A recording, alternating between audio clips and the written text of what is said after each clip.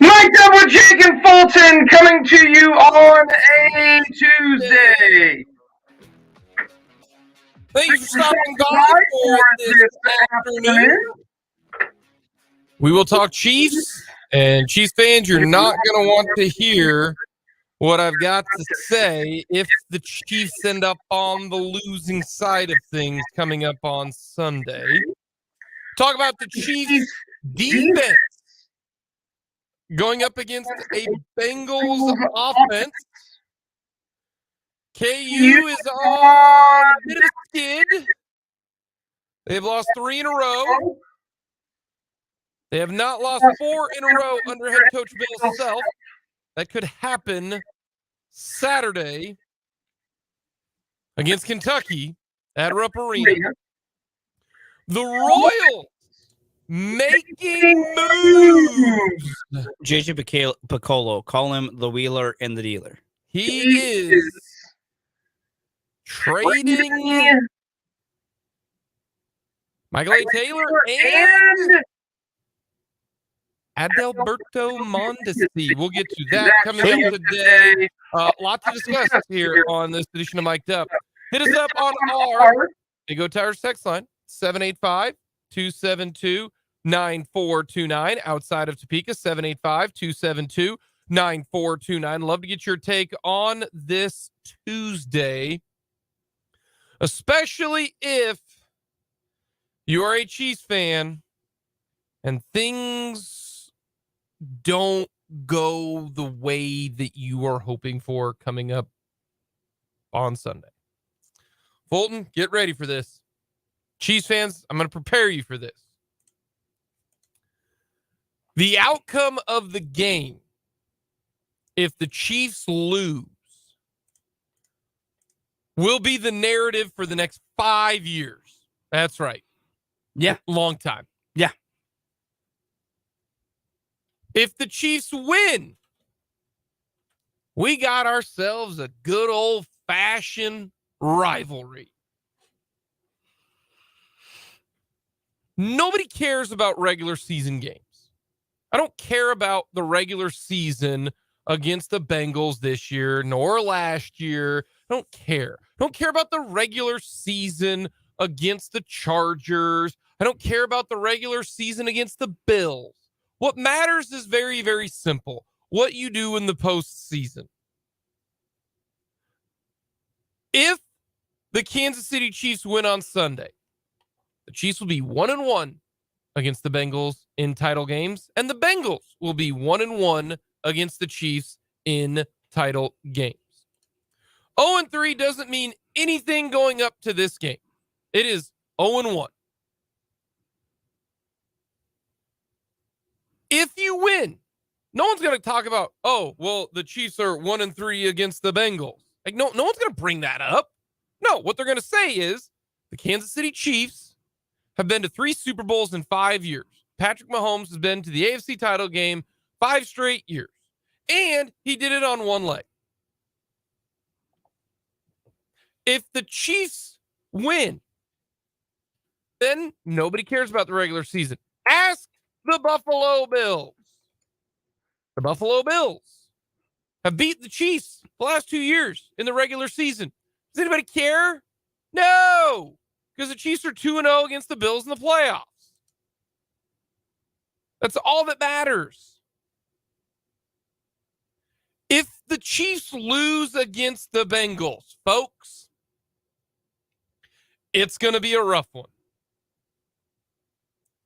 Because then, not only are you 0-4 against the Bengals, but you are 0-2 in back-to-back years in which you were at home and you lost in the AFC Championship game. It is then going to be very, very simple. The Chiefs will have a new owner on Wikipedia, and that name will be Joe Burrow. He will be the Prince of Burrowhead. As we heard the Bengals players on the sidelines after the game, or really during the game against the Bills, saying that we will see you next week at Burrowhead. They will have gone to back-to-back Super Bowls. in which Joe Burrow has been healthy, and the Kansas City Chiefs are now 0-4. Does not matter that the games are close. Does not matter that they've been 3 points and essentially one play in every single game was the determining factor. Get ready for this, because we talk a lot about, Mahomes and Brady, right? Mm-hmm. If the Chiefs lose this game, the narrative, and it's already starting, who would you rather have at quarterback? Joe Burrow or Patrick Mahomes? Is Joe Burrow the best quarterback in the NFL? If Joe Burrow wins this game, how can you argue that Joe Burrow is not the best player in the NFL? It's going to happen, folks. If the Bengals win Sunday, we're not talking about Patrick Mahomes and Tom Brady. We're talking about the Chiefs are the Colts. And the Chiefs then, and Patrick Mahomes is more Peyton Manning, not Tom Brady. Because whenever Peyton and Brady faced each other, Peyton had all the superlatives. Peyton had all the numbers. It was Peyton Manning, the sheriff, but Brady got the win. Peyton Manning put up great numbers. 4-time MVP, regular season, he was excellent, right?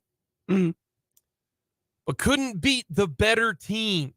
And the reason why the Patriots always seemed to beat the Colts was because the Patriots always had a more complete team.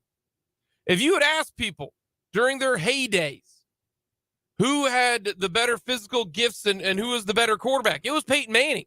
And the reason why Tom Brady is the GOAT, one, he outlasted him health-wise, but two, he won the big games. He won the big ones. Right now, the big ones between Brady and Manning all went to Brady. Right now, the big ones all going to Burrow, especially in the playoffs, in the title games, going to Super Bowl. Mm-hmm. Now, it's very, very early on. The difference was that Brady was winning rings. Yeah. Okay. The Bengals can really put the stink on the Chiefs is if they win the ring this year. They beat the Chiefs and then go on and win the Super Bowl, then it's going to be even worse for the Kansas City Chiefs, because then they are the top dog of the NFL. You go to what are they going to be like? They're going to be like kind of the Chiefs did, lost the AFC title game, came back, and then won the Super Bowl. I hope Chiefs fans are prepared. If the Chiefs lose this game, it is going to be... You thought Joe Buck was bad with Madison Bumgarner? That's the Major League Baseball. Ain't nobody care about Major League Baseball in the national media in 2023. You thought Joe Buck was just all over Madison Bumgarner? Get ready for every damn talk show, every single TV show, the annoying ESPN morning shows and the FS1 shows and the national pundits and the NFL shows. You thought Joe Buck was all up on Madison, but you haven't seen anything if the Chiefs lose on Sunday and Joe Burrow balls out. That is what is going to happen if the Bengals beat the Chiefs on Sunday. Guaranteed 100%. And the thing that pains me the most is that I still think Mahomes is the better player. Mm-hmm. I still think Mahomes is the guy that every single GM would take. But we all know that that's not how society works. We know that society, one, likes the underdog. Patrick Mahomes is more of a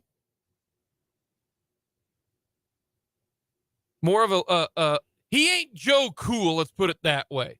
He's not Joe Burrow. Joe Burrow is single, smokes cigars, doesn't talk like Kermit the Frog. And he's up and coming. People hate the Chiefs right now. I saw a tweet that from an NFL reporter. It was on an airplane. And the pilot said, I see we have a lot of Bengals fans here. We wish you all the best. Go beat Patrick Mahomes. That's what the pilot said, okay? According to an NFL reporter who was on that plane. Like, even the Bills want the Bengals to win. The team that just mopped the floor with you wants you to win. That's how much that people don't like the Chiefs because they have been so successful. Add that on to Joe Burrow is cool. But we have nothing to say.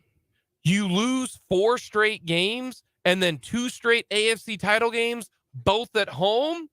They are the better team. As much as that pains me to say, and Eli Apple and Kyle, or not Kyle, was it the linebacker who called it Burrowhead? Is it Minton? Sure. I honestly do not know. Because when it comes to this stuff, like, narratives matter to an extent. But they matter because this is what is going to be said. This is what everybody's going to drive it. And here's the thing, though. Like, narratives exist, but we put far too much stock into them. That's society, though, man. And I know. And I understand that. Kendall Hinton, it's not Kendall Hinton. That's wrong. It doesn't make it any sillier to me, the stock we put into narratives, because also there are plenty of times that we put stock into narratives that are patently false at the end of the day. You use the Manning Brady analogy, which I think is one that's going to be used a ton when it comes to the Chiefs and Bengals and Mahomes and Burrow specifically, at least for now. Do you know what Peyton Manning finished his career at against Tom Brady in the playoffs specifically? Because I have it in front of me. What is it? 3-2. Manning was 3-2 versus Brady in the playoffs. He started off 0-2. He won the final 3 meetings. Yeah, almost every meeting, and it might have been every. I'm pretty sure, but they were all AFC Championship games. Manning lost the first 2. He then won the final 3. Regular season, Manning was 6-13 against Brady. Yeah, that was all Brady. No, that was all Brady. Yeah, and you're right though in the context of all that matters is these ones. And for me, when it comes to this, I don't want anyone to ignore that narratives exist, because they do, and you're going to have to listen to them. You're going to have to hear them. And I think it's right for us to try and prepare people. This is what you're going to hear. Accept it, because I don't go to a point of where I just try to pretend it doesn't exist. You just can't put stock into stuff like this. You have to realize that. But people are going. I'm with you. They are. I agree with you. That's what I said. I will take Mahomes, but you're going to get absolutely. Yeah. But no, Chiefs fans need to be prepared that if the Bengals win, if they win, you're going to have to listen to the fact that Bengals are 4-0. Burrow is 4-0 against Mahomes. That is an undisputable fact if the Bengals win on Sunday. And 2-0 in the title game. Yeah, no question. That matters. And from the Big O Tires text line, Jake, you're talking like the Bengals are already winning this one.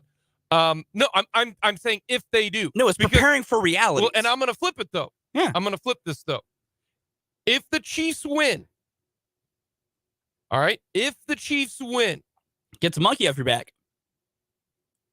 It will then just even more solidify that the Chiefs then become the Death Star.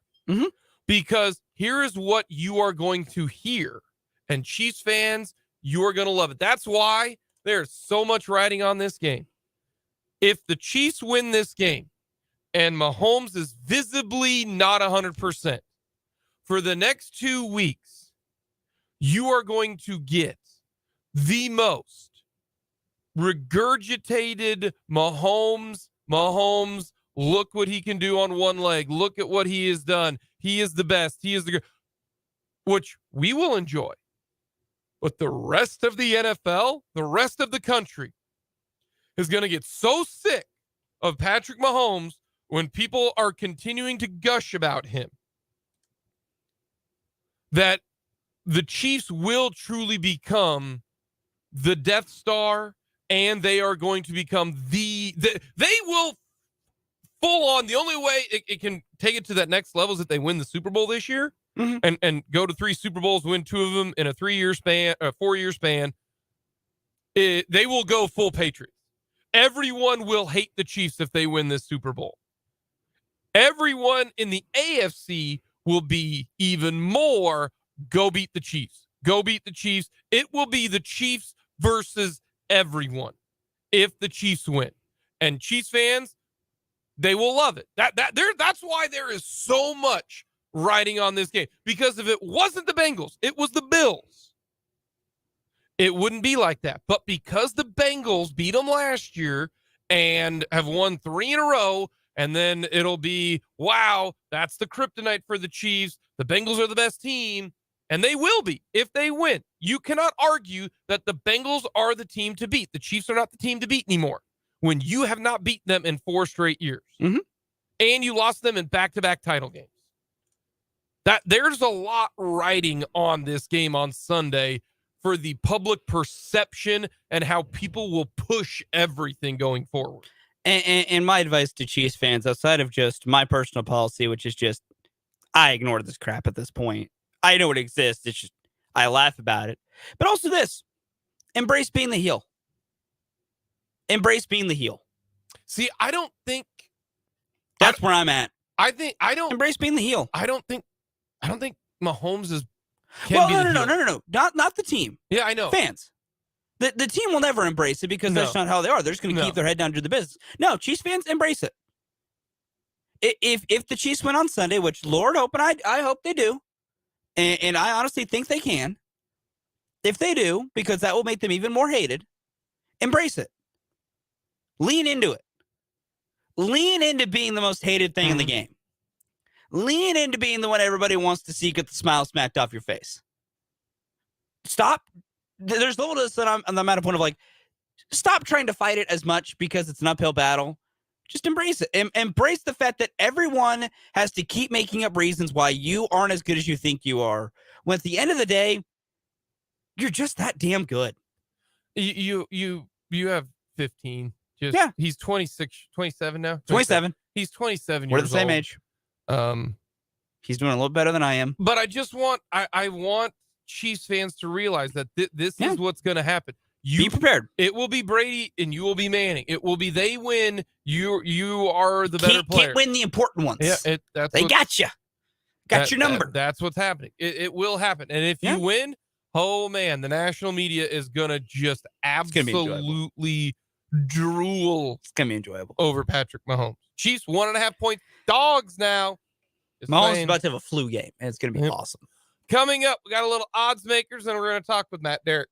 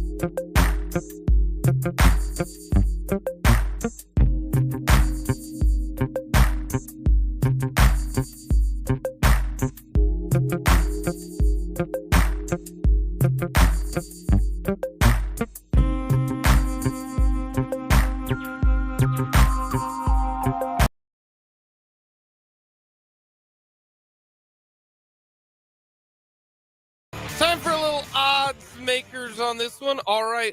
What are the odds K-State wins tonight? Oh boy, let's go with a nice casual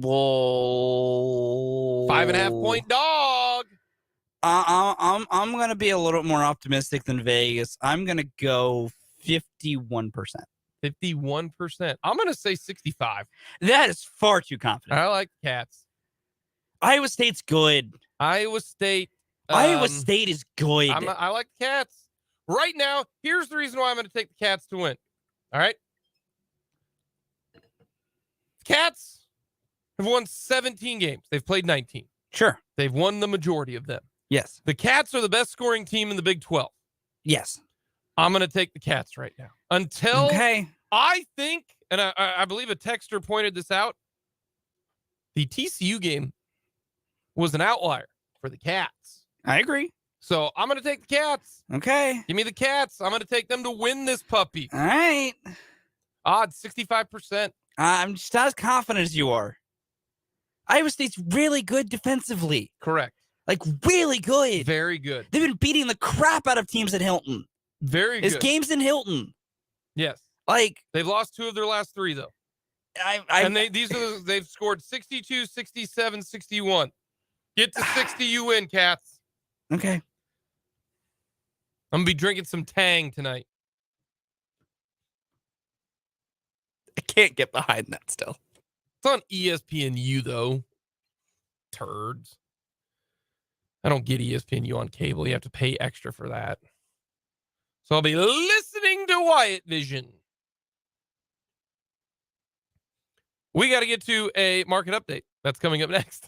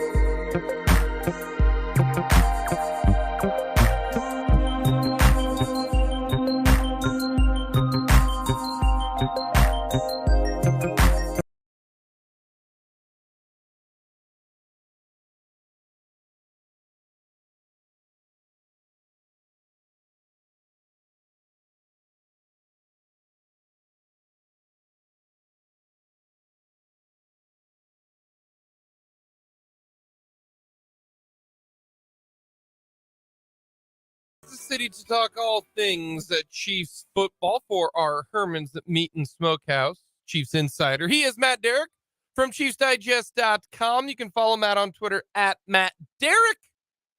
Matt, how's Patrick Mahomes' ankle? Probably not as good as mine, and mine's not in great shape either. But we're gonna see. I mean, we're hearing all the right things at this point without getting a lot of details. So let's see what happens. Tomorrow's going to be the first big test to find out if he's going to be on the practice field. We're also expecting to talk to Patrick tomorrow. So let's see what happens. But at this point, at least we are hearing and seeing all the right things. And based on Patrick in the past, when he's had a similar type of injury, he played through it. So I'm expecting that he's going to play through it again this time too. Do you think we'll actually get honest answers about that ankle? I'm sure that everything that Andy and Patrick tells us tomorrow will be true from a certain point of view, very Yoda-like. That's what we usually get, you know. I mean, Andy was kind of that way yesterday, as far as not giving specifics about it. You know, even when he said that it was a right ankle sprain, reported as a right ankle sprain, he said that's pretty accurate, which is about the closest you get from Andy Reid on confirming any types of injuries. So no, I mean, I expect that we will get a fairly glossed over version of it, but you can't hide certain things. And if Patrick's on the practice field on Wednesday and he's moving around a little bit, I mean, we're only going to get to see the portion of practice that's some stretch period. We might get to see him make a couple of throws or handoffs, depending on what his level of workout is. But even that little glimpse will give us at least a bit of insight to reinforce whatever it is that we hear at the podium. If he plays, and I think he will, do you think it will be similar to that second half where it's hard for him to get handoffs? Do they have to do everything in the gun? Do you think he can move, a little bit, or do you think it will be a little bit better because of a full week off and he did play in the game on Sunday or on Saturday? Yeah, I mean, these types of things can go either way. I mean, we obviously saw a high ankle sprain with Harrison Butker earlier this year. It was pretty bad. I mean, and we don't know how bad that is in comparison to Patrick, but they'll be going through some of the same things. I mean, it's going to depend on how much swelling there is, how much pain there is for him, how much they're able to immobilize it and at least protect that a little bit, how much rest he gets this week and what the rehab is like and what treatments that they're giving him. I mean, they're going to obviously do everything they can to get him on the field. And that, means a little bit of work. I mean, it's going to mean they're going to do some things medically and everything to try and get him prepared. And remember, I mean, he had a similar injury back in 2019.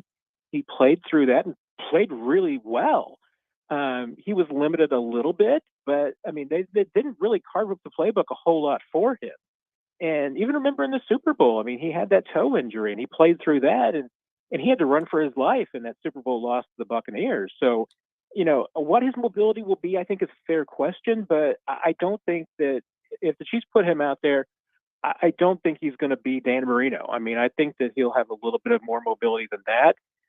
We'll see. I mean, they'll go through a pain management aspect that maybe they couldn't go through on game day on Saturday to make it easier for him. But, I mean, we've seen him play through pain and injuries before, and I haven't really seen it hamper him that much. How big of a deal will it be if he cannot run on those third downs and in the pocket and try to get 10, 12, 13, to 18 yards. How much is that in terms of production and points if he can't do it? Well, to me, and that's a little bit of, I think that is probably all on Patrick and what he can do. Because the intuition on this is that it's going to immobilize himself. That he is going to have to stay in the pocket a little bit more.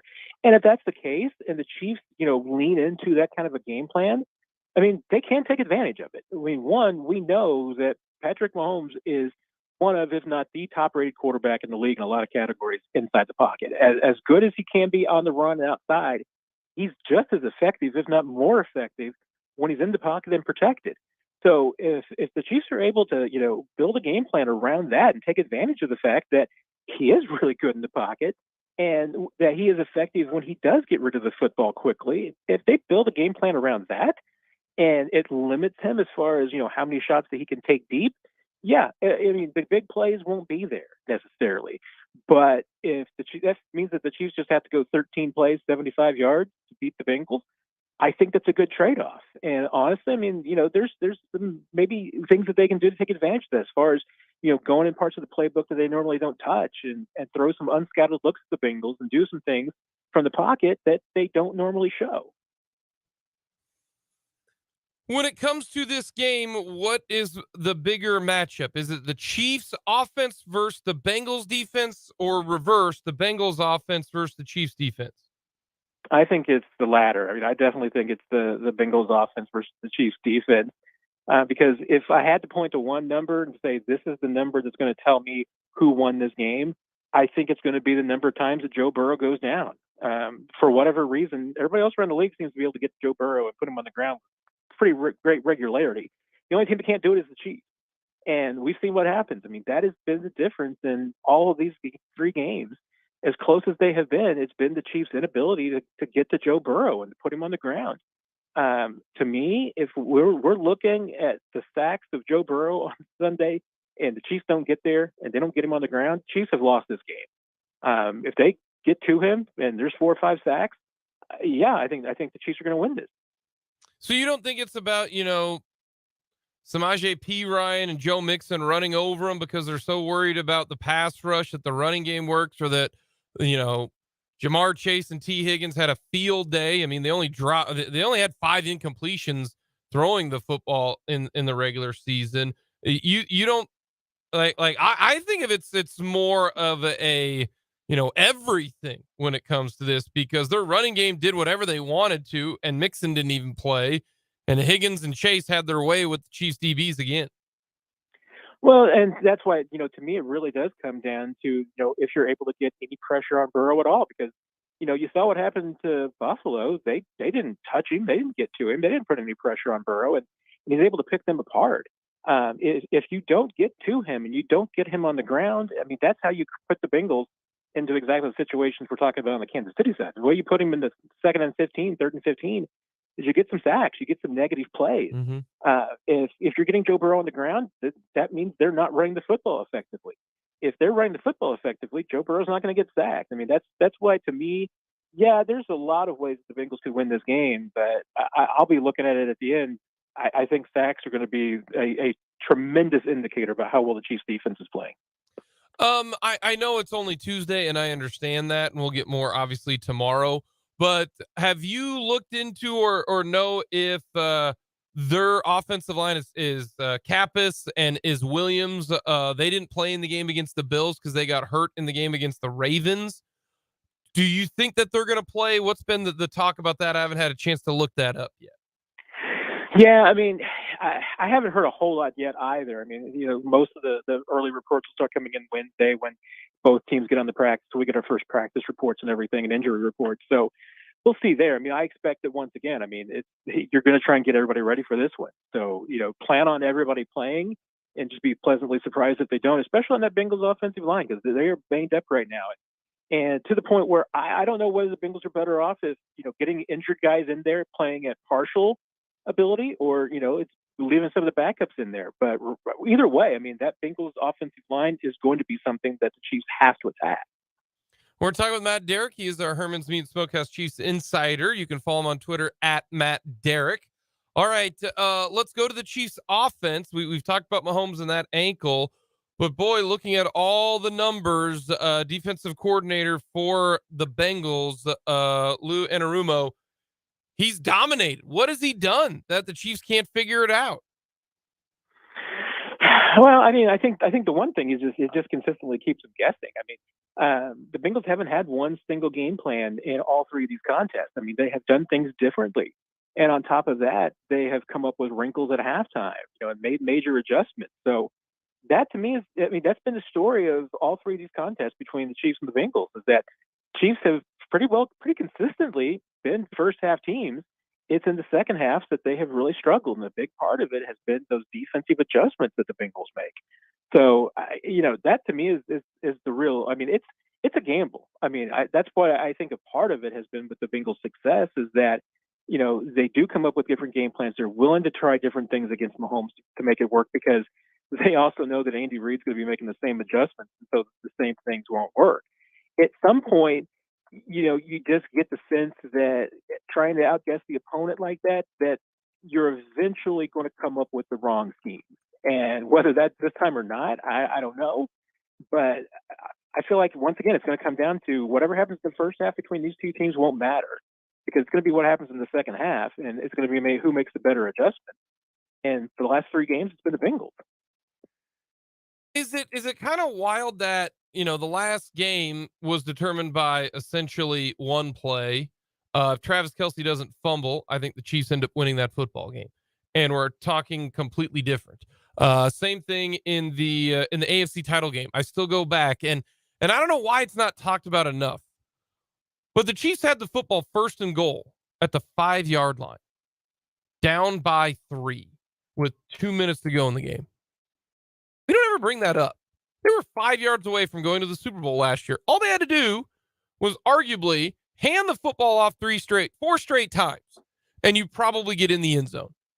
But instead, they end up getting sacked twice, having to kick the field goal. So when I look at the last two matchups for the Kansas City Chiefs and the Bengals, it's not as if the Bengals have dominated and won by 50. You know what I mean? Like, that's the vibe you kind of get right now from everyone, from the national media, the individuals on social media that, I just saw, like, right now, the Bengals have the same talking rights over the Chiefs as the Chiefs do the Broncos.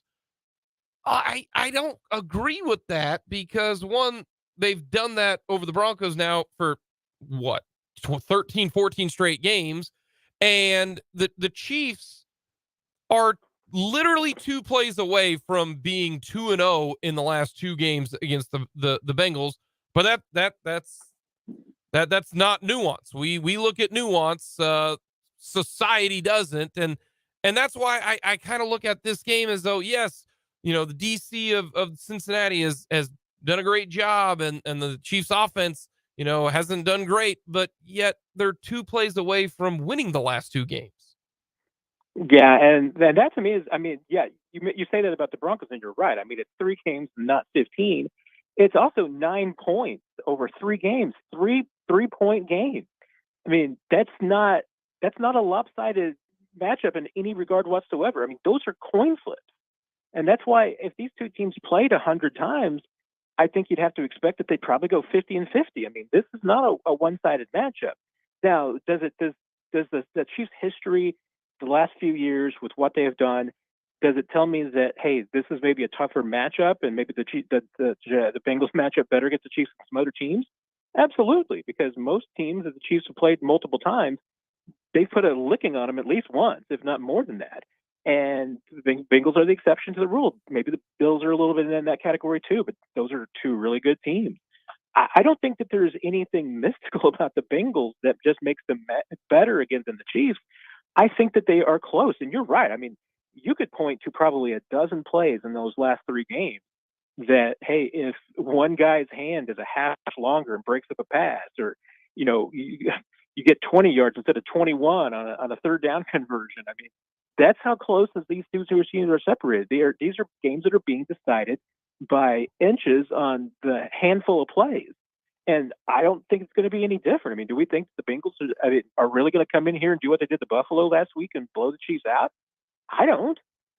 I mean, if they win, I think it's going to be the same way. It's going to be a razor close finish. Do you think the ankle is the reason here? The reason if Mahomes is healthy enough, let's say he's 80%, is that good enough for the Chiefs to win? Or if his ankle isn't and he's out there hobbling, then there's no chance? I mean, does it all come down to his health? I think that will probably end up being the narrative no matter what. I mean, depending on how the game unfolds. I mean, if Chiefs lose 48-45, I mean, you're certainly not going to blame it on the ankle. You're going to say Chiefs scored plenty of points. They just couldn't stop anybody.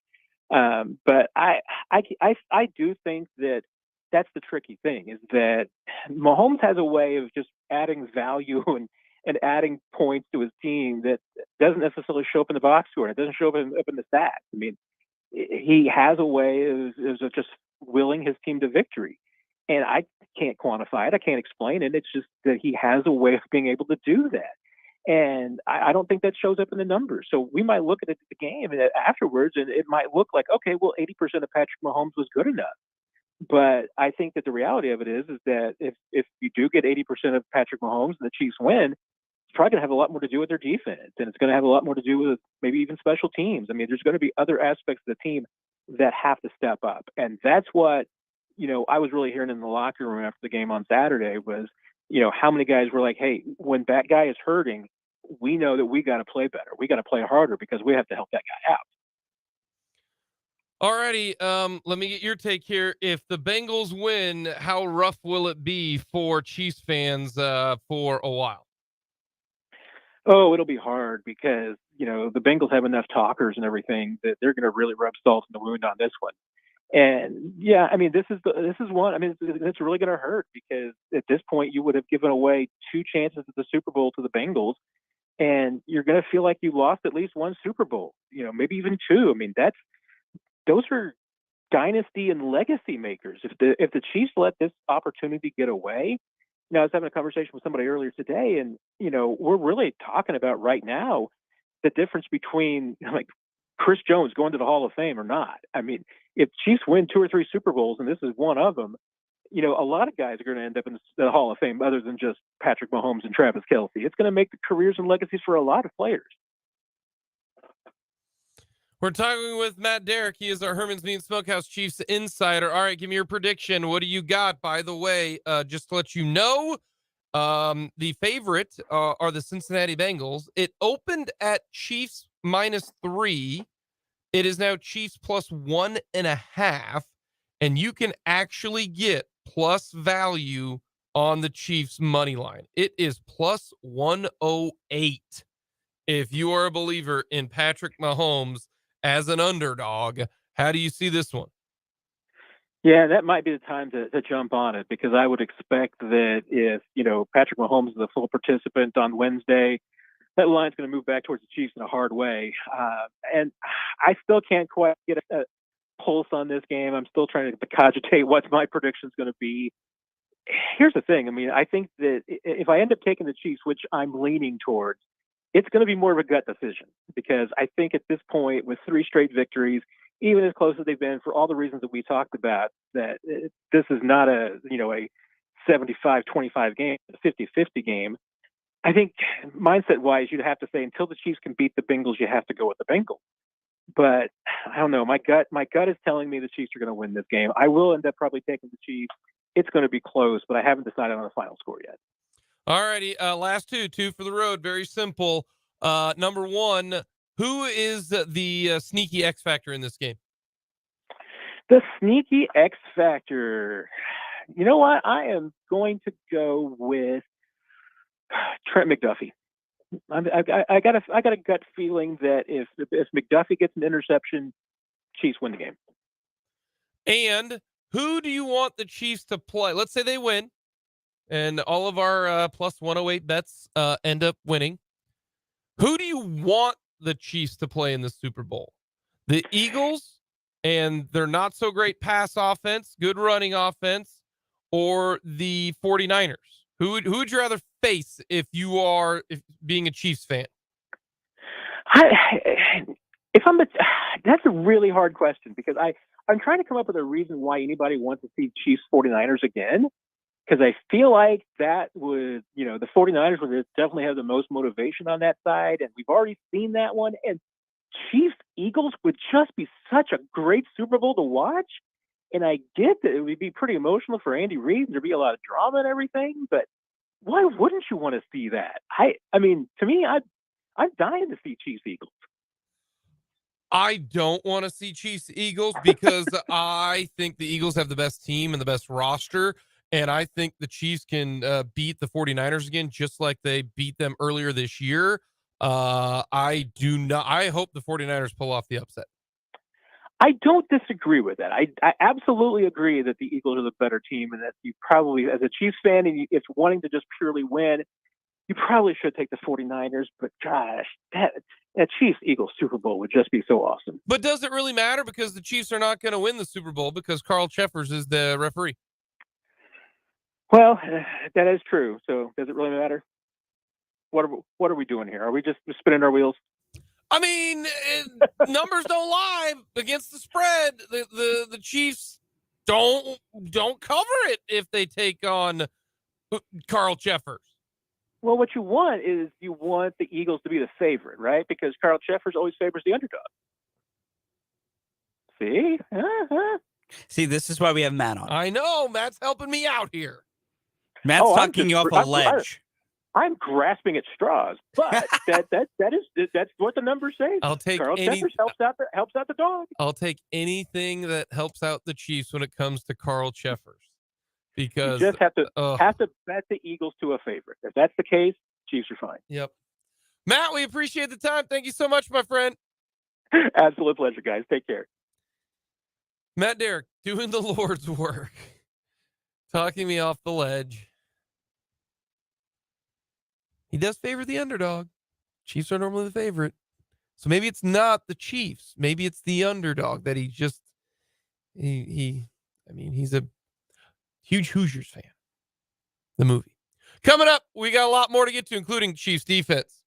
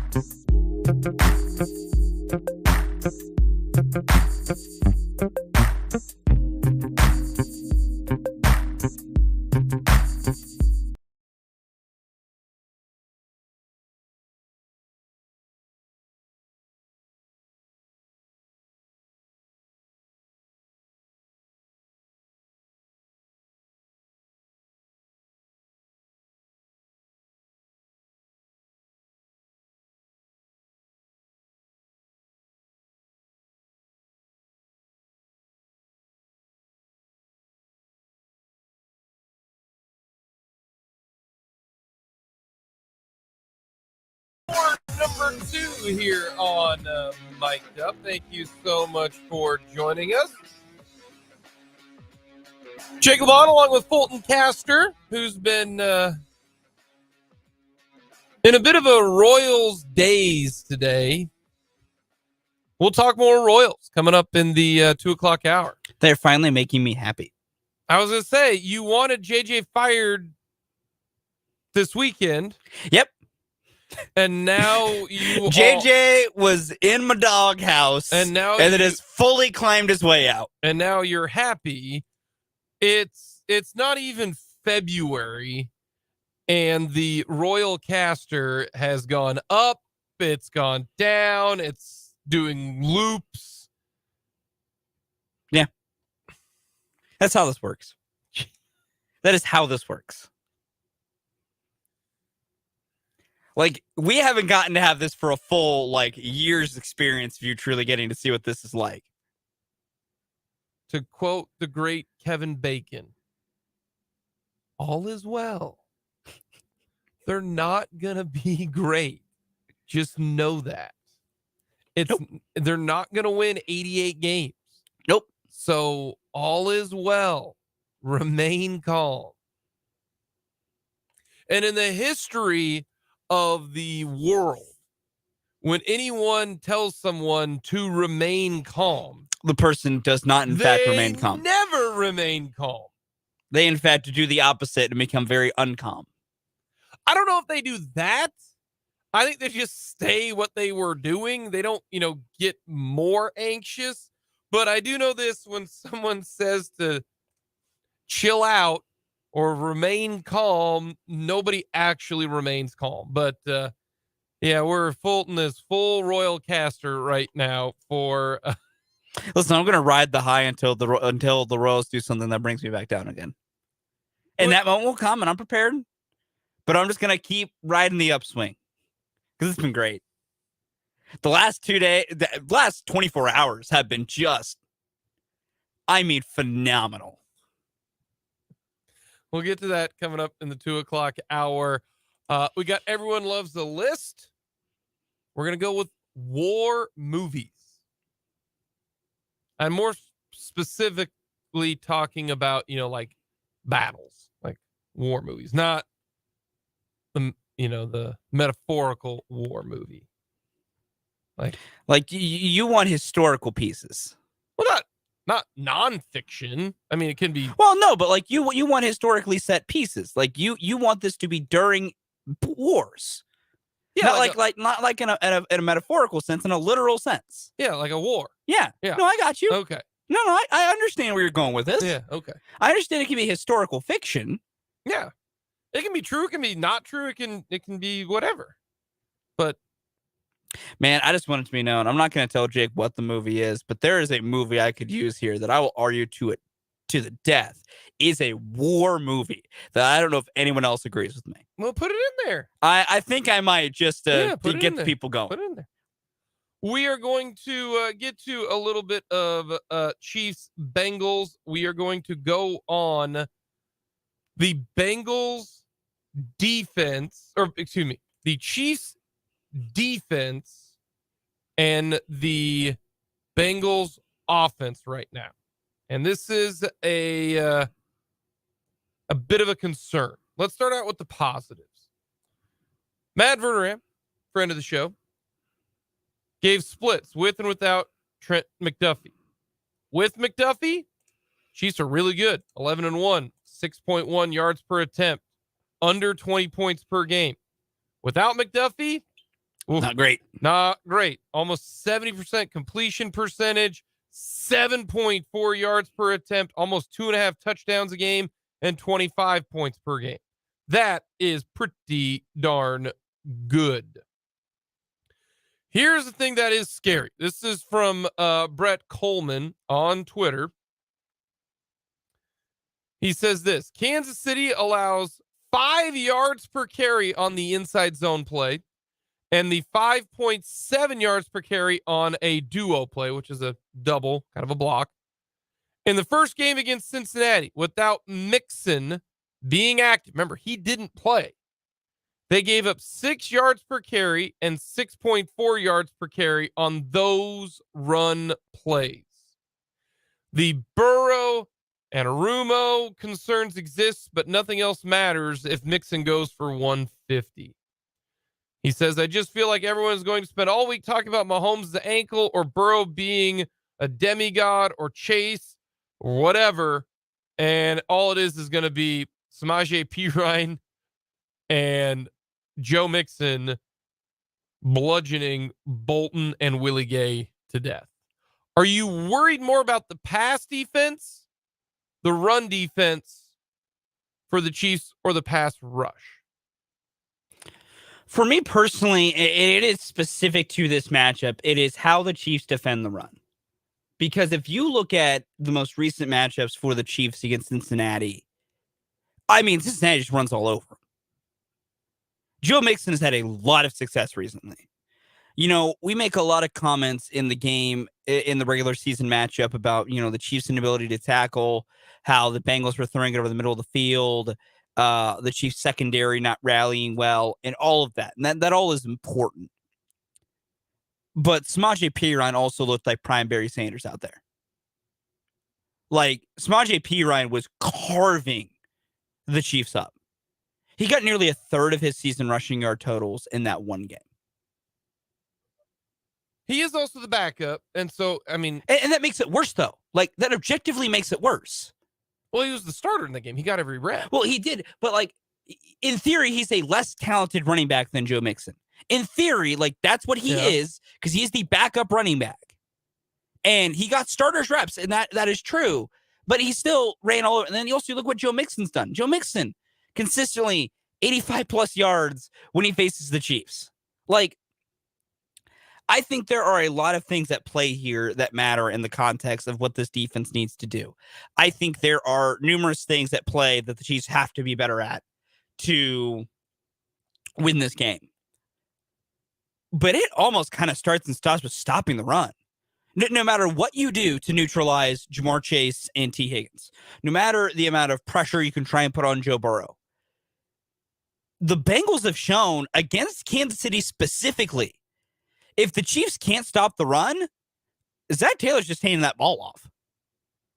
Like, Zach Taylor is not afraid. If it's showing that the Chiefs can't defend the run, that all he's going to do is run the football. Like, we all talk about and remember what Jamar Chase has done, which is fair. But it's also important to remember Jamar Chase, and I'm going to make sure I'm not wrong on my own memory. He's only kind of gone nuclear once. Well, this last year, if you remember, in the regular season, that was the first game back for Jamar Chase in that game. You're correct. No, that's fair. So a part of me says, yeah, he wasn't even remotely close to 100%, and he ended up with 7 receptions for 97 yards. And then let's go to the playoff game, the AFC title game last year. 6 for 54 and a tud. Like, we're all scarred by Jamar Chase going Randy Moss in round 1. Considering his talent level, they've kind of done a fine job the last 2 rounds. I wouldn't necessarily say 7 for 97 is doing a good job. But is it the number one reason you lost?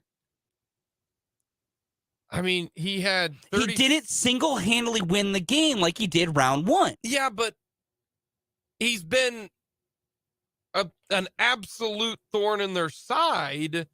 You know,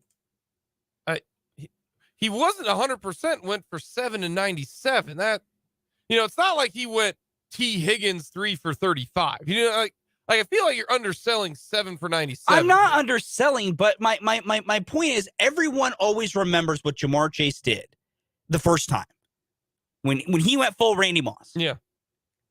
And the point is always for Chiefs fans, we can't let Jamar Chase kill us again. We can't let Jamar Chase kill us again. He hasn't really killed you since then. That's my point. Like, he's been good. He has been a problem, but he's not killed you. I guess we differ on. I don't think he's going to destroy us like he did game number 1. But I also think he's the number 1 option here. Yes. You know what I mean? Like, yes. And 100%. I think this though it's not necessarily run defense or pass rush. It's the D line. If the Chiefs D line, because that's the reason why the Bengals had so much success against the Bills, is the Bengals offensive line, even though that they were not healthy, dominated the Bills front. If the Chiefs D line does well and they do a good job with the run and their fits and everything like that, and they keep Bolton and Gay clean and they get pressure, this is all about the Chiefs defensive front. I don't think this is a ton to do with Trent McDuffie, because as good as McDuffie has been, I mean, Burrow did throw for, he only had 5 incompletions in the game in Cincinnati. Yeah. 286 yards. The reason was because of the D-line got no pressure. They absolutely double teamed Chris Jones and left everyone else on one-on-one, and they did not get home. Can the Chiefs get home? I think this Chiefs defense going up against the run defense for the Kansas City Chiefs has not been as bad as you'd think. This is coming from Sumer Sports. Eric Eager tweeted this out. They've got the offense pass and rush rank, and then the defense pass and rush rank on the 4 teams left. Chiefs have the number 1 pass offense compared to the Bengals number 5, and then you got the 49ers are 4th, Eagles 7th. The rushing offense, Bengals are 18th, Chiefs are 10, Eagles are 1st, 49ers are 11th. On the defensive side, Chiefs have the 16th best pass defense, whereas the Bengals are 7th. Eagles and 49ers are 1st and 2nd. Rush defense, Chiefs, not that bad. 14th. The Bengals, 16th. We're going to talk more about the Chiefs offense versus the Bengals defense tomorrow. And so I look at this and say, do they put too much emphasis on Chase and Higgins and Boyd and Hurst? And that's why you've got Mixon and 5 yards a tote that they get. Yeah. That's all to me the D-line.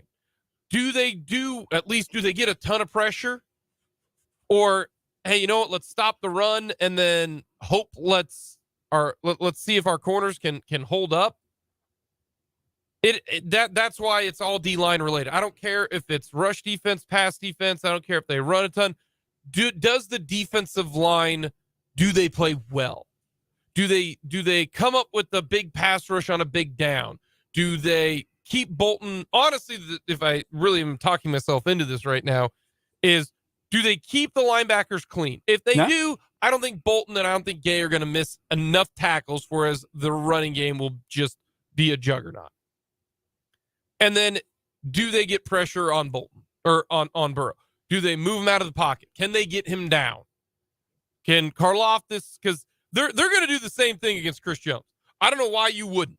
I would do exactly the same thing. Kind of like on offense. I would do everything in my power to stop Travis Kelce. I would double team him. I would give him the Calvin Johnson treatment at the goal line. No way Travis Kelce beats me. I want somebody else to. Same thing. That is what they did in the regular season. This game will be on Karlaftis, Clark, Dana, and Dunlap. Those 4 guys. Mm-hmm. If they play well on the run and the pass, the Chiefs will win this game. If they don't, the Chiefs will lose this game, and the Bengals will put up 30-some. It matters. The front 4 is going to be an integral part of this because they need to keep the linebackers clean for run fits, and you need to get pressure on Burrow. And then it's overall for the entire unit is tackling. That was the thing in the second game was missed tackles, missed opportunities was massive, and why they weren't able to get the win earlier this season. We talked about it at the time. It was a very poor tackling effort. Now, what's nice to see is as of lately, the Chiefs have really picked up and being much more solid and much more efficient in their tackling effort and how well they've played since they came against Cincinnati. But no, I'm with you. And the front 4 is everything in this one, in my opinion. Like, because Joe Burrow, much like Mahomes, eviscerates blitzes. Blitzing them is just a bad idea. Well, the only way Spags is going to feel comfortable not blitzing as much as he usually does, because he still will, Spags going to Spags, is the front 4 has to win. And if they do, the Chiefs got a real shot. But if that front 4 gets bullied again, then yeah, this becomes an incredible uphill battle. Every team that is left, there are 4 teams left. They are by far the 4 best teams. Not even a question. Yeah, I agree. Every team has a top 5 offense. Top 5 offenses are Chiefs, Bills, Eagles, Bengals, 49ers, and then the Lions. So every team left has a top 5 offense. The only team that doesn't have a top 5 defense, or excuse me, a top 8 defense, is the Chiefs. That's it. You've got the 49ers are the best defense. Then you've got the Cowboys. Then you got the Patriots. Then you got the Eagles. Then you got the Bills, the Bengals, and the Jets. So the 49ers, the Eagles, and Bengals all have a top 8 defense. The Chiefs are not. They are middle of the pack, but they are by far and away the best offense. But they're by far and away the best offense with their most important player with an injury. Mm-hmm. Not ideal. Would we be saying the same thing if Burrow was like this? Yes. See, I think Burrow in the pocket's fine because Burrow doesn't run as much as Mahomes. I think Burrow's ability to evade pressure in the pocket and be slippery like Mahomes is incredibly undervalued. I don't think enough of you realize like that. We talk all the time about how the Chiefs can't seem to sack him. And we go, oh, it's just Chiefs can't get pressure. Nah, the large part of that is they just can't get him down. They get to him, but then he slips out. Like, hobbled Burrow to me, should get the exact same treatment that hobbled Mahomes gets in the importance of the media narrative. Like, I don't think enough of any of y'all realize how slippery that man is. And that is the right word to describe him. I know. Part- I know. yeah, I know the Chiefs fans don't put it on the other side. You got to be going, God, we can't get Mahomes down. You got him. You got him. You're there. It's very And then you similar. don't. Yeah. It's very similar. If Yeah. both those players are. I just think Burrow does more from the pocket. He does. No, he You know does. what I mean? He does. No, I Yeah. agree with that. But that's why I think it's underrated in how effective he is slipping and sliding in the pocket. He's really good at it. Coming up next, we got Everyone Loves the List. War movies here on Mic'd Up.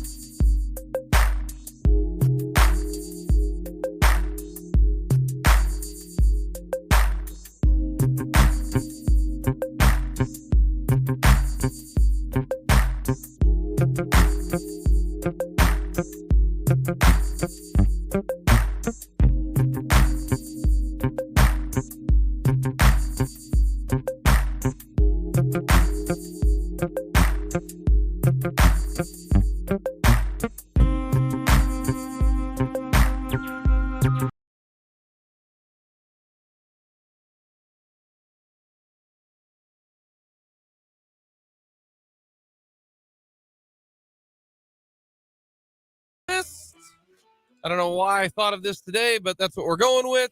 War movies. War. What is it good for? Absolutely nothing. Say it again. You said it, not me. I Rush Hour. Great trio of films, by the way. Beautiful trilogy. Number 4, what do you got? Number 4 for me, a classic, Saving Private Ryan. Okay. Classic. Number 4 for me, it won Best Picture. The Hurt Locker. That was a unique film, man. Yeah. Jeremy Renner was awesome in that. Yeah. The Hurt Locker. That's a good pick. I can roll with that. Number 3 for me, I loved the cinematography in this film. 1917. I have not seen that. Oh, it's good. The problem is it's a 3-hour movie, man. It's good. Do you know how often I get 3 hours uninterrupted and Never. I'm not about ready to fall asleep? Never. Exactly. That's why it's a... I saw wanna watch 1917 in theaters. Great choice on my part. the whole entire movie, I'm not kidding you, is shot in one sequence. Yes, that's why it's awesome. More than one, but you get my point. Yeah, no, Like, I there's got you. long It's great. It was like The Revenant where they just kept going. Oh, it's great. That's the same director? I don't know. I'd have to look that You know up. what I'm talking about, though? Yeah. The Revenant? You've Yeah. seen The Revenant? I haven't seen it, but I know what you're talking Okay. Number 3 for me, Black Hawk Down. Ooh, Old good pick. school. about. Old school. Good Old pick. school. Loved Black Hawk Down. That was awesome. That's a good pick. It's an honorable mention for me. Okay. Number 2 for me, Full Metal Jacket. Yeah. Great movie. Oh, such a good movie. The very first time I saw that, I was not prepared for the ending. Yeah, no, that's fair. Yeah, that's fair. I don't think anybody was. No one was. Not a soul. Not a soul was. I don't think anybody was. Number 2 for me, it's the most intense movie I've ever seen. I've only watched it once because it was so intense. Lone Survivor. You ever seen it? Yeah, that's a good movie. Ooh, That's a good movie. man. I honestly, that's an honorable mention that honestly should have cracked the top 4. I forgot how good that was. Lone Survivor. Lone Survivor's good. It's on a true story, too. God, that's good. That movie. Ooh, Mm. that Very one, good. tough. tough watch. Very good. Number one for me, I will not hear no slander that this is not a war movie just because it doesn't fit traditional narratives. Rogue One, Star Wars, is a war movie and a beautiful movie. Star Wars Rogue One is a war film to a T, and it is beautiful. It's just it's a fictional war movie. It's a Star Wars universe war movie. Like, that's what it is. But it's beautiful. Number one, Saving Private Ryan. I saw it in theaters, and there were people who walked out of that movie in the first 10 minutes. That first 10 minutes is the most incredible first 10 minutes of any movie. That was incredible. Coming up next, we're going to have a little crosstalk with Dan Lucero.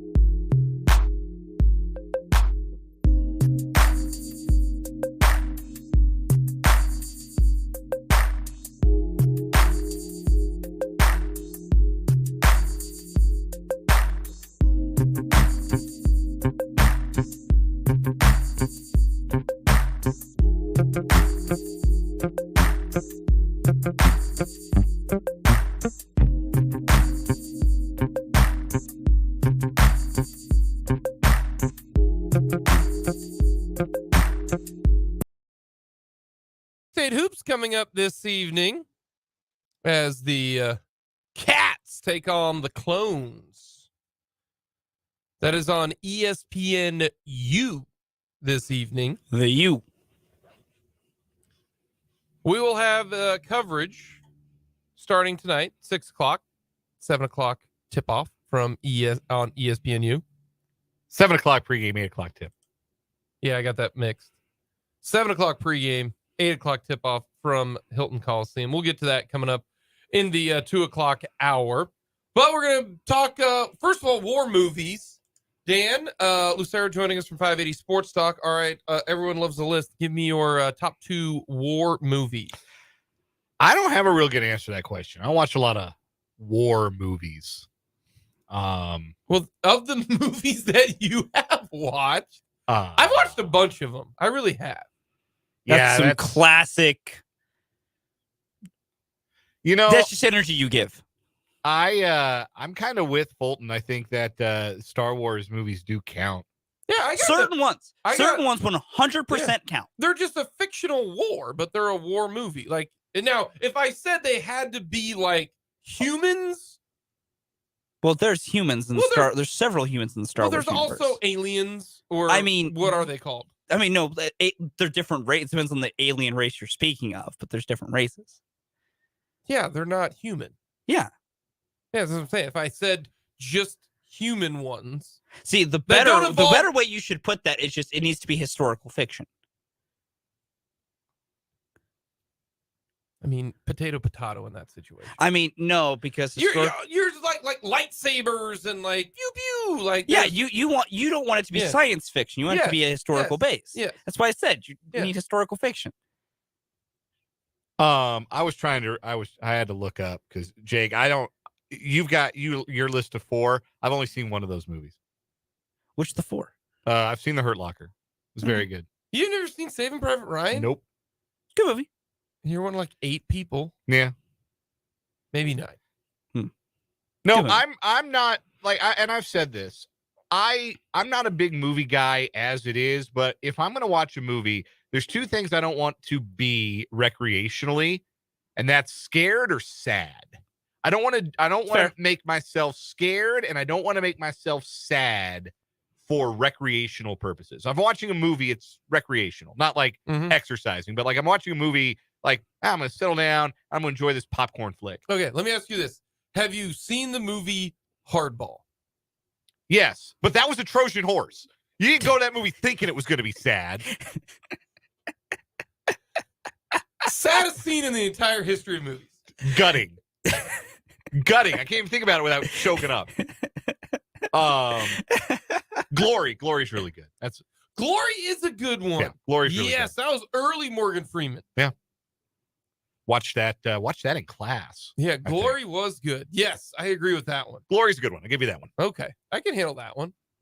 But I get the but there I'll tell you this, if the most intense movie I've ever seen was Lone Survivor.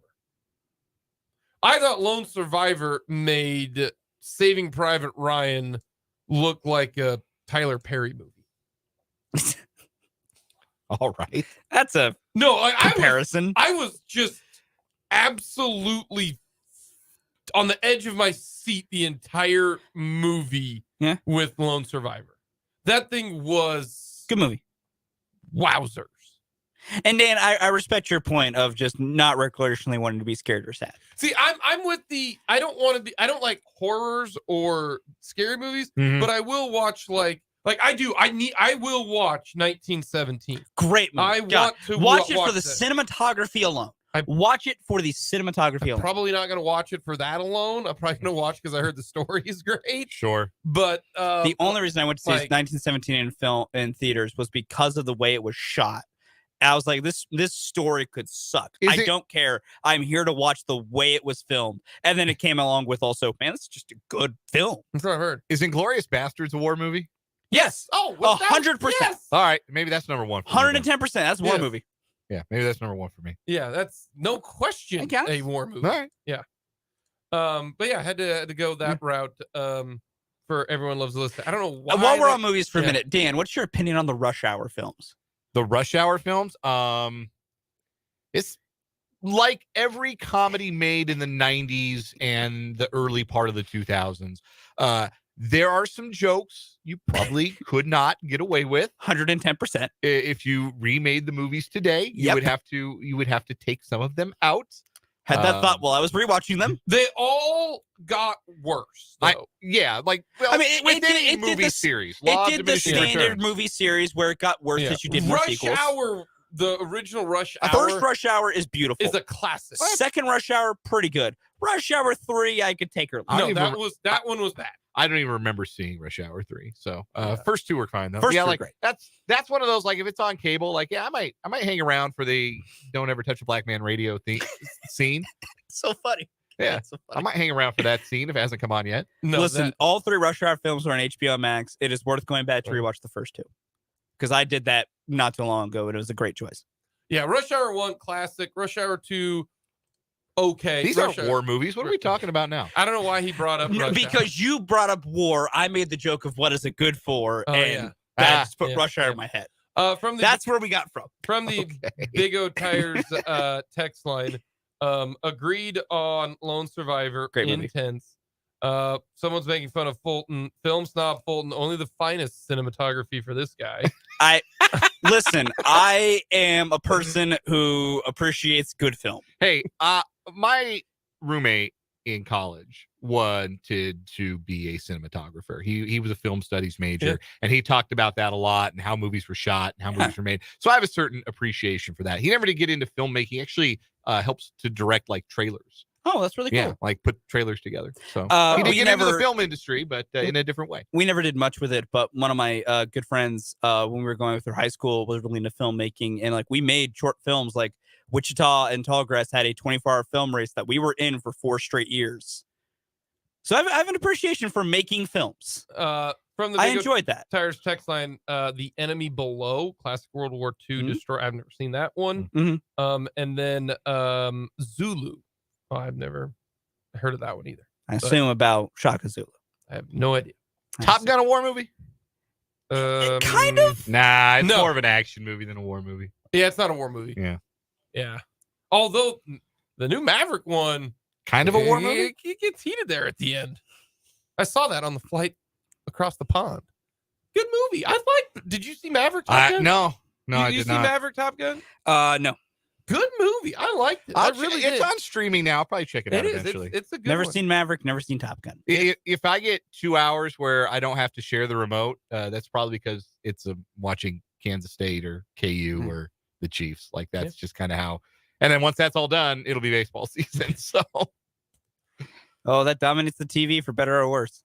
Chiefs-Bengals, most important side of the ball. Most important side of the ball, like for the Chiefs or just in general? Just there's 4 sides of the ball. Chiefs offense, Chiefs defense, Bengals offense, Bengals defense. What's the most important side of the ball? Chiefs defense. I think that if they are able to limit the running game on early downs and force the Bengals to play, third medium, third and long, they should have an opportunity to generate some pass rush. They're going to have to tackle well. The linebackers have to play better against inside zone and duo run plays than they did against Jacksonville, but and frankly against the Bengals their first time around. But no, it's the Chiefs defense. I'm not worried. So you're not worried about Mahomes' ankle? I'm not worried about the Chiefs offense ability to produce. I think they are, number one, I think Mahomes is just a different cat, and what affects one guy one way might not affect him the same way. We saw him put up 38 in the AFC Championship game with turf toe that required surgery 2 years ago. Turf toe a little different than an ankle, though. Still a foot injury, right? Still, still affecting how you can move. Yeah, still mobility. Yeah, we're Nah, I gotta disagree with you guys on that. I've had turf toe and I've had an ankle. Give me turf toe any day of the week. Yeah, but you were a quarterback. Facts. That is a different. But yeah, I'm telling you this. Different. An ankle, you have no explosion. I know sometimes turf toe it has. I had bad turf toe. Not surgery turf toe, but with an ankle, you can't do squat. Like we saw at least Mahomes run and do everything in the Super Bowl with turf toe.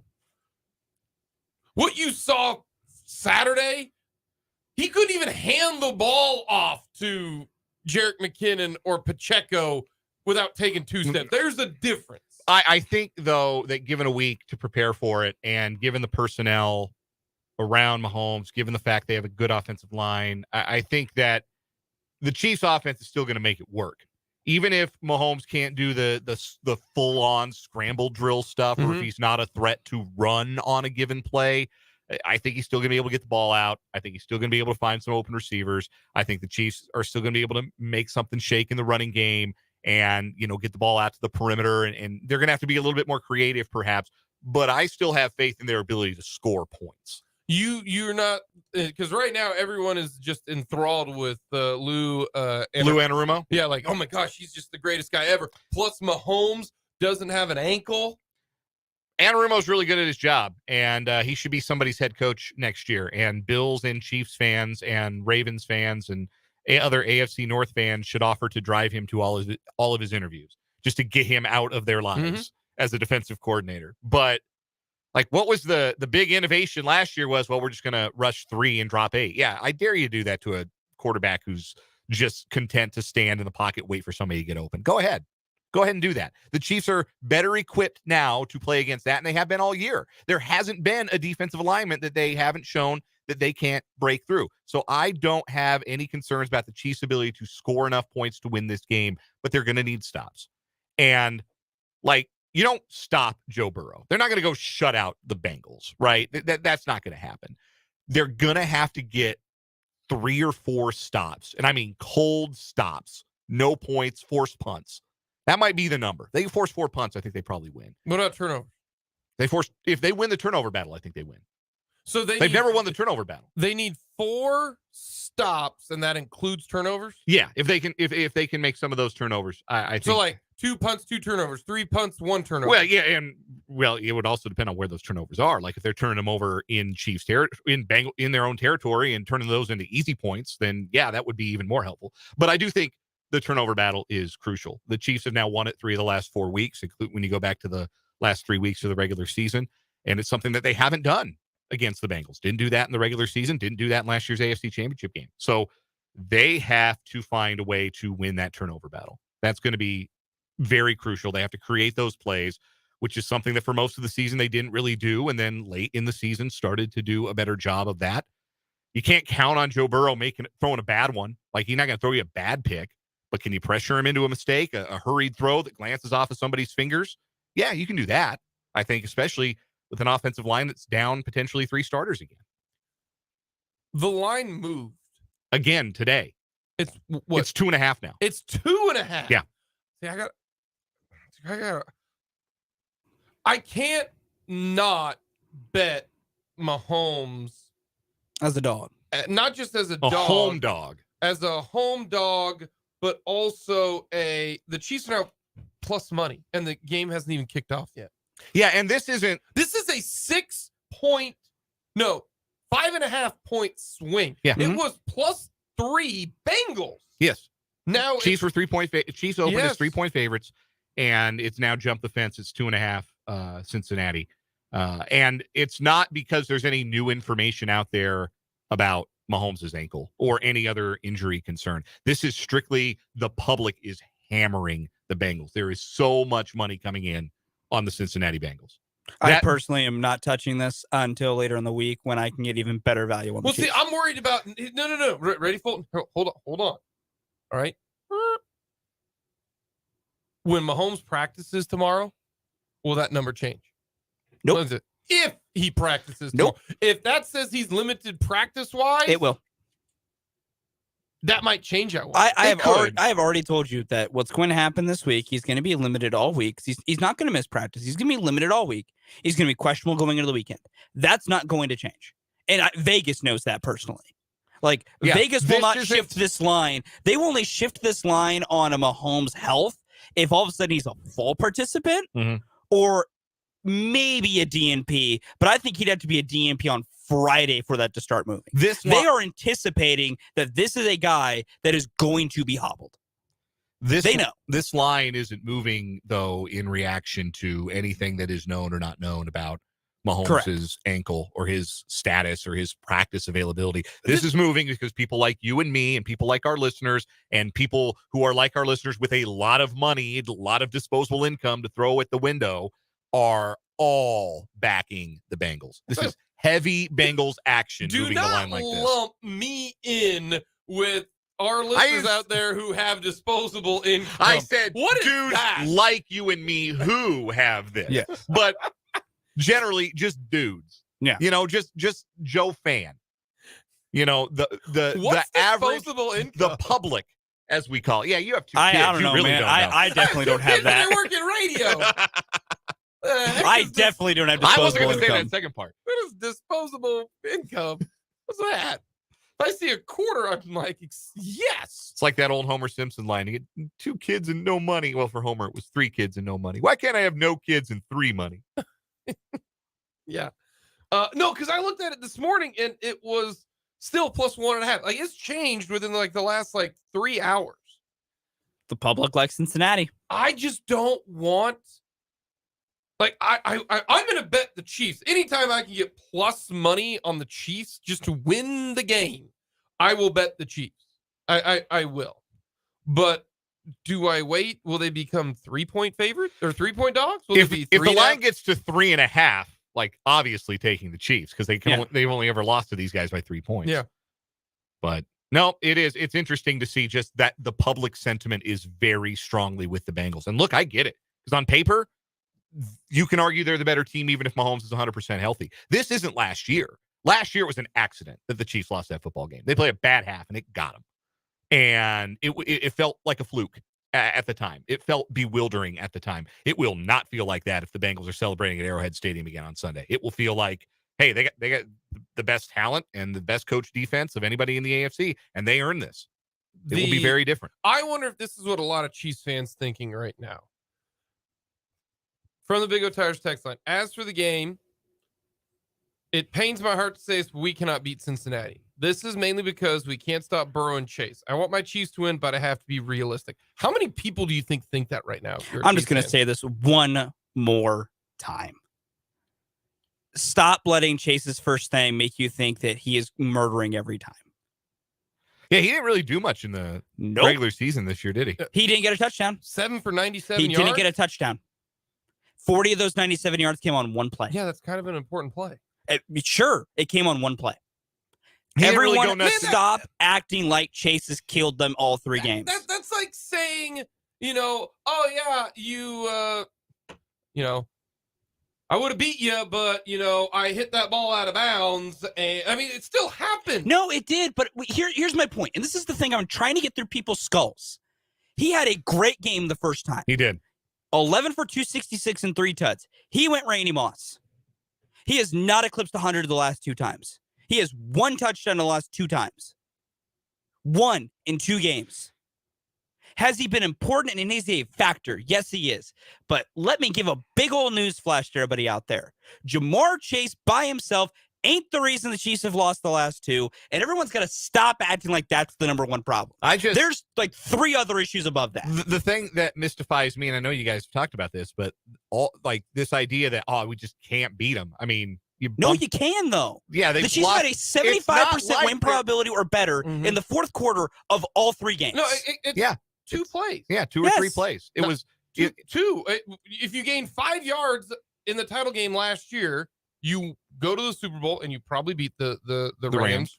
And then last game, if Kelsey just doesn't fumble it, they win. Yes, like it's 2 plays. That's why I'm not the. Yeah, they're just eons better than us. They're not. These 2 teams are incredibly close. Yeah, if who was it whiffed on the tackle on Jamar Chase on 3rd and 5? That would be Juan Thornhill. Yeah, that was Juan Thornhill and Nick Bolton. Willie Gay. It was a couple of guys. There were like 5 of them. It was Juan Thornhill who had a guy lined up and decided to go for a dive. Yeah, make a tackle there, and the Chiefs get the ball back with 2.5 minutes left, down 6. I get Chiefs fans being worried, and understandably, I understand this whole thing about you've lost 3 straight to this team led by Joe Burrow and everything. I get it. I'm not trying to tell people to not have a little bit of worry in their hearts. But everyone acting like the Bengals just have their number in the sense that these have been 3 straight ass kickings is just revisionist history. No, you can't approach this like they're an unsolvable problem. They're very solvable. We're going to get to some Royals baseball coming up. Dan, have fun today. Will do. We'll talk a little Royals coming up next.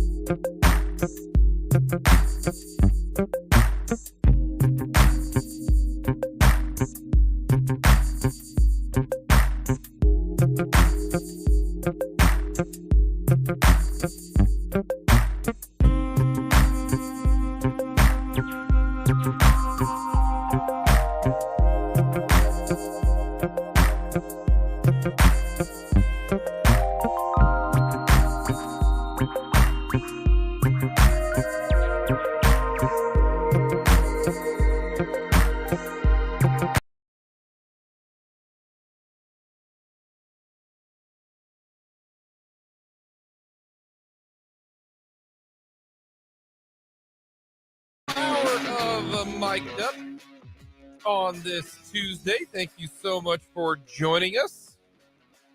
Jake LeBon along with Fulton Caster with you. We've got K-State hoops coming up tonight. K-State is a 5.5-point underdog. Underdog. They're taking on Iowa State in Ames. Tough place to play in Ames. We'll get to a little hoops coming up here in just a little bit. As always, hit us up on our Big O Tires text line, 785-272-9429. Outside of Topeka, 785-272-9429. Let us know your thoughts, as well as you can check us out on YouTube. Very simple, very easy. Go to our website, 580wibw.com. That's 580wibw.com. Which, by the way, speaking of W, if you really think about it, trying to explain stuff, just even letters. So my son is learning his letters right now. Like, he knows how to spell his name right now. Good job. And so we made it kind of into a song. Okay. But he was spelling it, but he goes, Dad, help me with my letters. I said, okay, we got these big giant blocks, or not blocks, but they're kind of mats that you can put as a puzzle piece together on the floor. And it's got A, B, all the way, obviously, to Z. And we're going through them, and I'm like, what's this? And he goes, that's a J. And I'm like, that's right. Good job. And then I point him the U, and he goes, he didn't know what it was. I said, this is a U. All right. And then we get to W. And he said, what's this? I said, that's W. And he goes, no, that's U. And he pointed to the U because we just saw that. And I said, that's right. And he goes, that's not W. That's U. Like, if you really break down the letter W, like, you're trying to tell me we couldn't figure out a better way to say what the letter is that goes, down, up, down, up. It looks more like a double V, to be honest with you. The French agree with you on that. Do you see what I'm saying, though? Like, yes. I'm trying to I get your explain point. it to my 2-year-old son. Yeah. 2.5. It looks more like a double V than a W. Yeah, but also, why is it called W when there's already a U? No, that's fair. For what it's worth, the French W is basically double V. It truly is. That's the thing that That's just a fun fact to everybody out there. The French get it right. I mean, first time for everything. They've gotten more than a few things right. The French get a bad rap. Toast? Fries?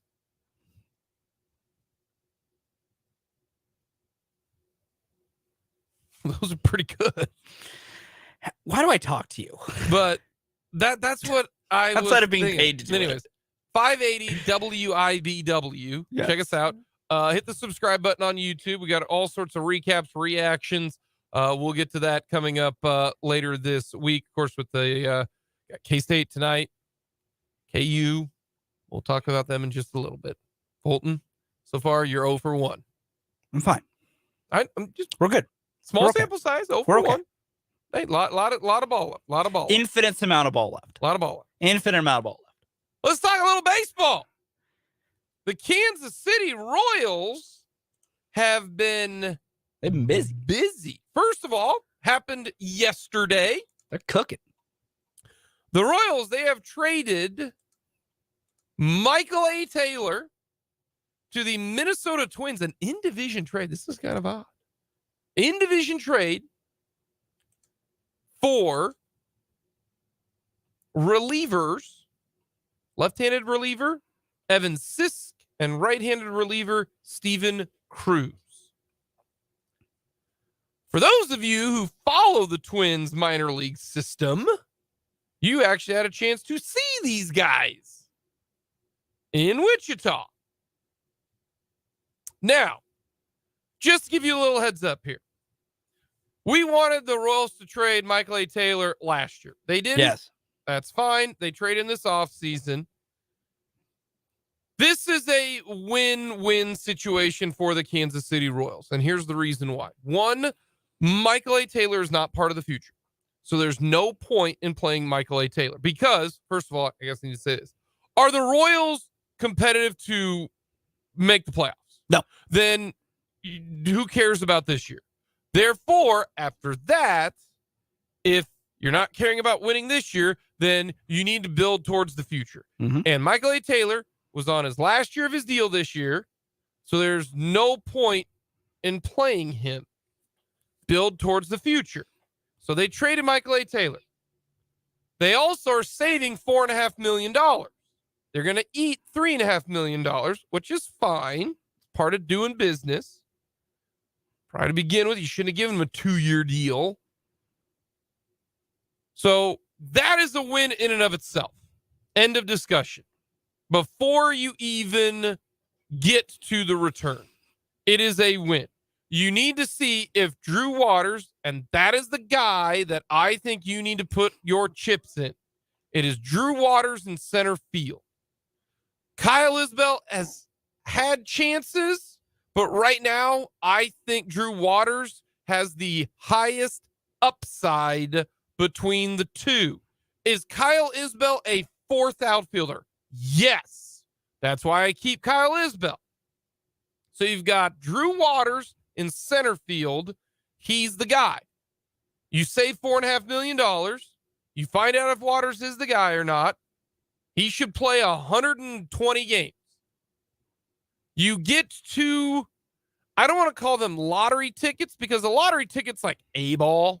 Yeah, these are more than lottery tickets because the potential is there. Now, the potential is there, but there's also a potential of not even coming, not even, sprouting a flower and giving you fruit, okay? That's not. I mean, looking at the numbers between the guy who has the better chance, I think, is Cruz. Yeah, so the Royals in this trade have acquired 2 players from the Twins. They've acquired Evan Sisk, a left-handed reliever, and Steven Cruz, a right-handed reliever. Sisk a little bit older than Cruz.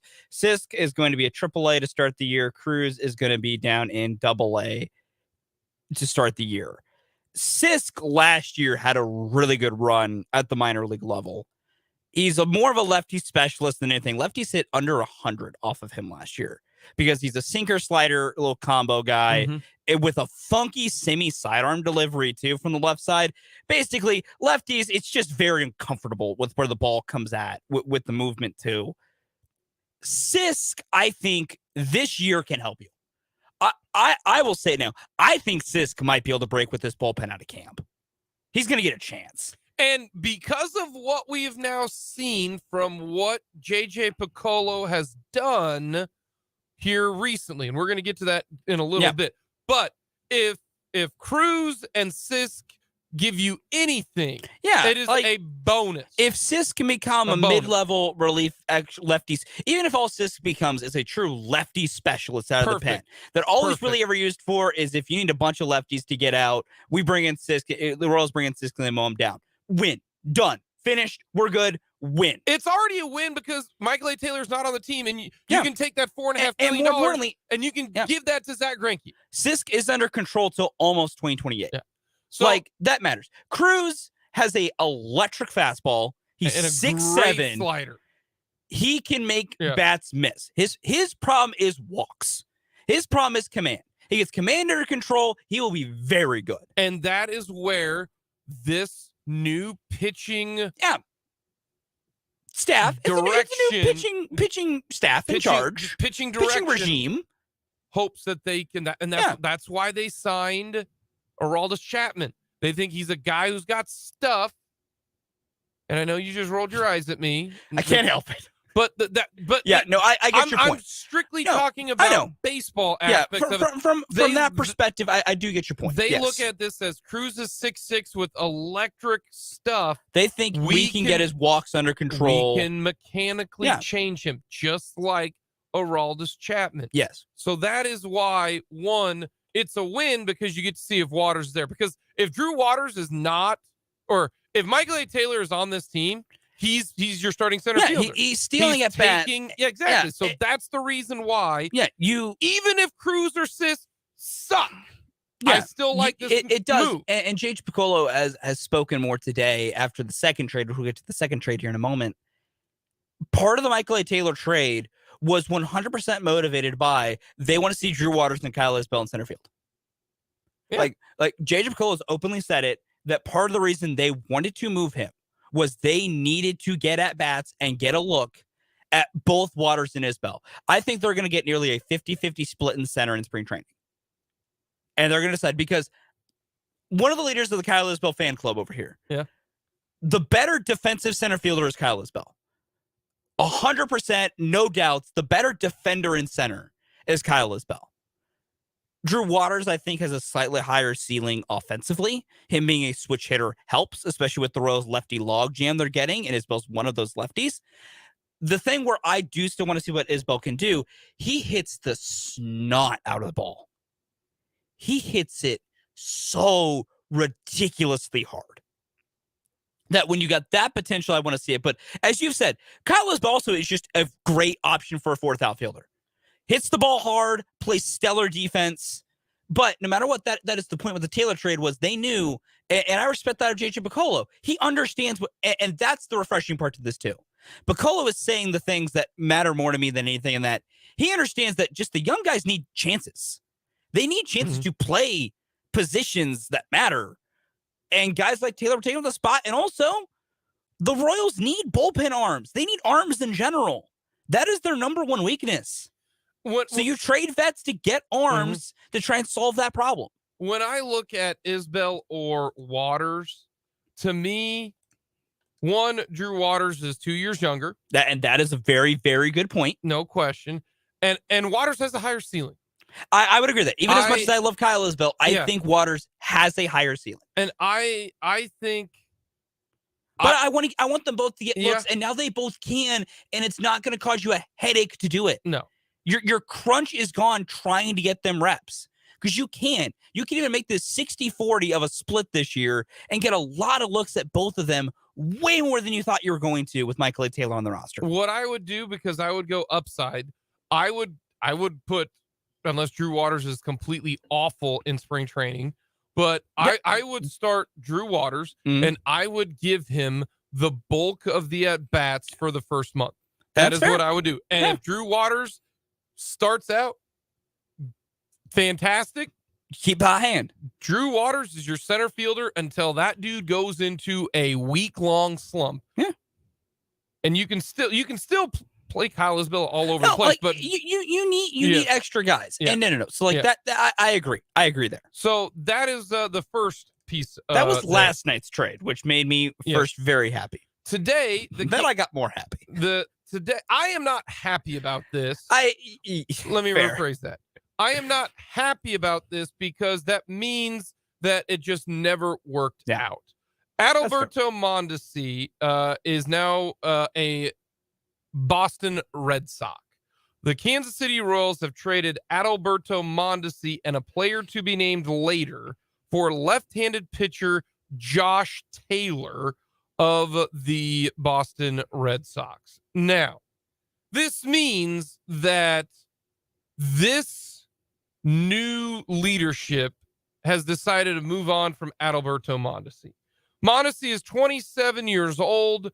Mondesi has the tools to be awesome, but the Royals could not keep him healthy, or Mondesi just could not stay healthy. He tore his knee last year, We know the injury history of Adalberto Mondesi. We know over a 3-week span, though, he hit like 10 home runs and was insane. It was awesome. It was beautiful to watch. He will steal 50 bags a year if he can stay healthy. If he can, and this 50 bags is probably not. I currently believe he would get to 50.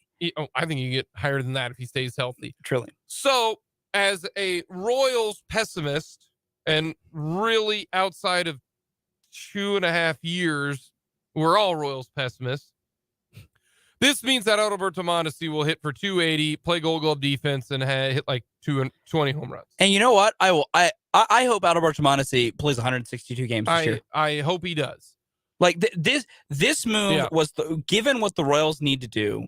This is the last year of club control for Adalberto Mondesi. He's an unrestricted free agent after this year. If you are the Royals, you just can't keep waiting, and you have other pieces you can put in there. So yes, because I've seen people make the jokes and made the rounds of like, now Mondesi's going to go to Boston, play 150 games, hit like 315 with 20 homers. I hope he does. I hope he takes Trevor Story's job. It'd be kind of funny. And I mean that as an insult to you, Trevor Story. I actually truly do mean that. Like, I would be fine with that. And no Royals fan should be upset if that's what happens. Because you can't keep waiting. Because in addition to where J.J. Piccolo said, moving Taylor was for Waters and for Isbell, in addition to that, they said, we moved Mondesi because Bobby Witt Jr. needs to play everyday shortstop. Yeah. Now, whether I agree with that's what they should do is an entirely different debate. But they could not keep making plans as if Mondesi was going to be the guy. You couldn't do it. Yeah, and so the idea, foregone conclusion. This is good for both teams. The Royals get and Josh Taylor is the guy they've tried to acquire before. He missed all of last season with a back injury, which is important. Year before that, he did a 3.4 ERA in 60 games. He can play ball. Yeah. If his back is healthy enough, you have another option out of the pen. And for Mondesi, he gets a fresh start. And I think he needed that. And it's a different viewpoint. Yeah. It makes me wonder if J.J. Piccolo was in charge 2 years ago, would they have traded Mondesi then? Because I'm starting to think if JJ had not even 2 years ago, I'm starting to believe that if JJ actually had been given some power when they did that, title shuffle, which honestly didn't mean anything, I'm starting to think that if JJ actually had power, the Royals would have done a lot more stuff. I'm really thinking JJ's been wanting to do more, and Dayton Moore wouldn't let him. Yeah.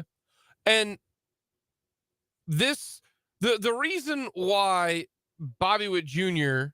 is going to play shortstop is, one, athletically he can do it, but two, this is the way that I look at this, is that if you can have a shortstop hit you 30 bombs and you then take those, baby, then you can find a third baseman who doesn't have to hit 30 bombs.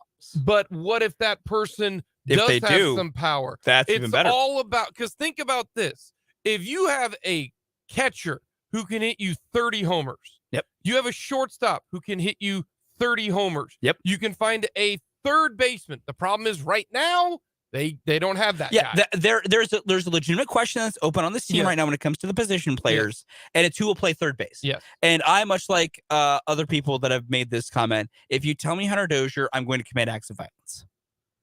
If I watch Hunter Dozier play third base, I'm physically hurting someone. I'm driving to One Royal Way, and I'm hurting somebody. Well, no, you won't. But I'm tempted. The first base side of things, it's Vinny Pasquantino right now, and they project Vinny to have 11 homers. Last year he had 10. Way more than 11. But I know. I'm not calling you out. But he had 10 homers in 72 games. I'm hoping if you can get him to 20. And I think there's legit 20 homer potential in Vinny's back. If you go 20 homers in first base, 30 homers behind the dish, 30 homers at short, that starts to generate. That's the reason why they want to keep him at short, is that then you maybe can find another bat at third base. Now, Josh Taylor as the reliever.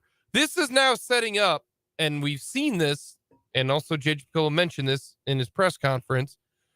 J.J. Piccolo is now starting to show you how this team is going to be put together. It is going to be put together. They want to have a bullpen. They want options. And they want a lot of different ways. They want guys to throw from the left side. They will now potentially have 3 or 4 lefties in the bullpen with Aroldis Chapman and with Josh Taylor, and potentially, with Sisk, with Misevich, or Lovelady. Richard Lovelady gets involved and all that. You throw in Scott Barlow. Maybe this group can keep Josh Staumont from going up and down. Yep. They want to turn this bullpen into the Rays bullpen, which is, we are going to go matchups. Mm-hmm. David Lesky said they are trying to turn themselves, at least the bullpen, into the Rays, in which you have a plan. Okay, these guys are probably going to pitch against these guys. These guys will pitch against this team. This is what we're going to do here. It's not going to be as much so about feel. It's going to be a little bit more about numbers, but also we want options. Basically, the bullpen is going to turn into what the Royals want on offense when they can move people around. They don't quite do the full platoon on offense, but I think that might be coming, where you've got, Salvador Perez will play catcher at this time, and then, if we need to, we can move MJ Melendez here, and we can have somebody else be a DH here. So you've got your 3 best bats between Salvador Perez, MJ Melendez, and then to be determined. That's 3 of your at-bats every single game. Maybe that's Nick Prado. Maybe you got somebody else who, this person hits bats well, and maybe this day we'll have Sal be the DH, and we can put MJ behind the dish. I think they want flexibility. I think what they determine is MJ the backup catcher, or is MJ the emergency catcher? Do they only keep 2 catchers on the roster, and MJ ends up being an everyday guy, but he ends up being your catcher until Sal gets hurt or MJ gets hurt? Then you bring in, because that gives you another guy off the bench. That is how big it is to have somebody like MJ Melendez, whereas you don't need to have, a Cam Gallagher behind the dish to give Salvador Perez a day off. You've got a young guy in MJ Melendez who is serviceable behind the plate, who then gives Sal a break. But then when Sal needs a breather, you put him at DH. MJ, you're 23 years old? I think he's 23. I honestly don't remember. He's obviously very young still. He's 24. Okay. I was saying, maybe he'd hit 24. So if he's 24, he's fine. And plus, he needs at bats. Yeah. So I look at it that way: is the Royals offensively are going to have these guys on the field at all times. It's going to be Salvador Perez, Vinny Pasquantino, Bobby Witt Jr., MJ Melendez, Drew Waters. As of right now, no questions asked. Those 5. Yeah, I'd pretty much agree with that. And I will say this on the MJ front, in addition to just taking my continual victory lap on MJ Melendez, is I don't think enough people really realize the specific value in not just his positional versatility, but the fact that catcher is one of his positional versatility. Yes, it's huge. One of the things. There are very few things in Major League Baseball that every team does identical to each other, that they all have to have. Backup catcher's one. You have to carry 2 catchers. You have to, because catcher is such a specific defensive position. You can't just say, all right, Jim Bob, you're just going behind the dish today. Like, it's so specific. The fact that the Royals have a guy who can play backup catcher, but also can play outfield spots is so important, because you're right. It opens up your roster spots where you don't, and you can have a bench guy, you can not named Ryan O'Hearn, who can be good. Yeah. You don't have to have that spot that is the guy might be a black hole at the plate, but we have him because we need a backup catcher. Well, it's not just he's a backup catcher. You're getting production. Yes. How many times have we said getting Salvador Perez? And that's the bummer thing about this, is when Salvador Perez has found his power groove, the Royals have not used it. Having a catcher hit 40 bombs in a season doesn't happen. There's only been 2 or 3 guys who can hit that many. Catcher is historically a non-power position. If you got, like, imagine if, the Astros this last year got 40 bombs from Salvador Perez as their starting catcher. Imagine somebody like, the Braves having 40 home runs at that position. That's why I said you put Bobby Witt at short if you think you can find some production at third, because most shortstops do not hit 30 home runs. They just middle don't. infield and catcher are your historically non-power positions, and that's and why not beyond historically non-hitting positions. The Royals, these moves tell me that JJ Picollo is serious. Like, I can and still be as mad as I want at JJ for signing Aroldis Chapman from both a baseball standpoint of you've already added a bunch more lefty relievers who are younger and better than Aroldis Chapman. Like, you didn't need to do it. You didn't need to do it. And that is, but it is what it is at this point. It is what it is. Outside of the off the field issue, which is not a great one. No. Like, I get why they signed Aroldis Chapman. I do. They think they can fix him. And my $3 million. $3 million is nothing. And my problem with that is, you want to tell me you want to try and fix a mid-20-year-old? Sure. Because his issue's been in the minors? Sure. Trying to fix a 34, 35-year-old who has consistently shown these issues for 5 seasons now? 2 years ago, he was really good. But his walk rate was still a problem. He had the velocity to make up for it. His velocity's dropping. He doesn't throw triple digits anymore. And you're making me act like I love this move. I understand you don't. Like, I understand where we differ on this. I know, but I don't think I've ever actually heard you say, I understand why. I get their logic. I just think it's faulty. No, I get their logic. I think it's faulty, but I get their point. Because their thought is we have a veteran guy who throws hard, and seeing the other moves they made, they think they can fix control issues. Yes. I think it's more fixable in younger arms. Yes. Because my thing is, I think, I did not, because you've just been so, it's bad, it's terrible, I've been very anti, but I do get their logic. Like, when it comes to the Chapman signing, I get where their heads are. I would not do the trade. I would not have signed him either, but I get where their heads are, and I get what they're thinking. And we will see if and honestly, and I will say, again, this is one of those times where I'd happy to be wrong. I don't think I will be, and I think we're going to see Chapman walk a billion people. The other part is this. I think that signing, there's been more reports coming out the Royals have more trades in the fire, that there's more things they're trying to do. I want everyone to be like, these trades have been received generally well.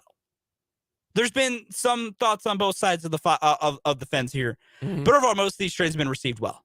I want everyone to be very prepared here. Chapman is being signed, and the Royals are moving pieces. Be prepared for Scott Barlow to be traded. There is a much larger than 0% chance that come opening day, Scott Barlow is not on this roster. And here is... And honestly, that is 100% what they should do. Here is the tough aspect with Scott Barlow, to me, for the Royals, is... He's your only good proven reliever? He's been really good. Yes. The last 2 years, he's been really, really good. Yes. He's also going to be in year 6. Yes. Relievers normally have a shelf life if you have not seen that. Look at what Greg Holland was. Look at Wade Davis. Look at Kelvin Herrera. Basically, if you are not Mariano Rivera, there's a shelf life for relievers. And look at what he has done, especially the last 2 years. He's been awesome. One of the best relievers in baseball. And so the whole thought process is... You trade before the cliff hits. And do you think you're going to win this year? If the answer is no, then there's no point in having a bullpen. No. Which sucks because you're just waving the white flag and saying, yeah, we're not going to make the playoffs this year. But in baseball, it's not like football. It's not like basketball where you can go from the number 1 pick in the Jags one year and make the playoffs next year. Baseball's very difficult to do that. So as much as I don't want that to happen for this upcoming year, I don't want them to trade Scott Barlow for 2023 because he is their best bullpen and he would help them win games. But Scott Barlow, with or without him, is basically like winning 72 games versus 74 or 77 games. And right now still ain't going to help you. So you might as well move on. And the more important thing is this. And like part of this is I want everyone prepared because I think that's the trade that could make people mad is seeing Scott Barlow get traded. Well, I don't because he's not like Scott Barlow is not like Whit Merrifield before this last year. And I get that, but he was like a huge fan favorite. Nobody else was any good on the team. But I get your point. Here's the thing, though. I don't think fans will, though. I think they will because it comes to the idea of the Royals trading one of their only elite pieces. Like Scott Barlow is undoubtedly one of the better relievers in baseball right now. And like I said, I hope I'm wrong. And I would love for fans to see the point in it. Trading Scott Barlow is 100% what you should do because relievers, cliffs, not only do they come in quick fashion, they often come without warning. Because I will say this, Scott's been great the past 2 years. Oh, yeah. You could tell me Scott Barlow all of a sudden falls off a cliff this year and sucks this year. I would not be stunned because it's coming. No, it's coming sooner than you think. The only difference that we have here is that you think fans are going to be like outraged over this. I don't think they will because he is a reliever. He's never been a closer.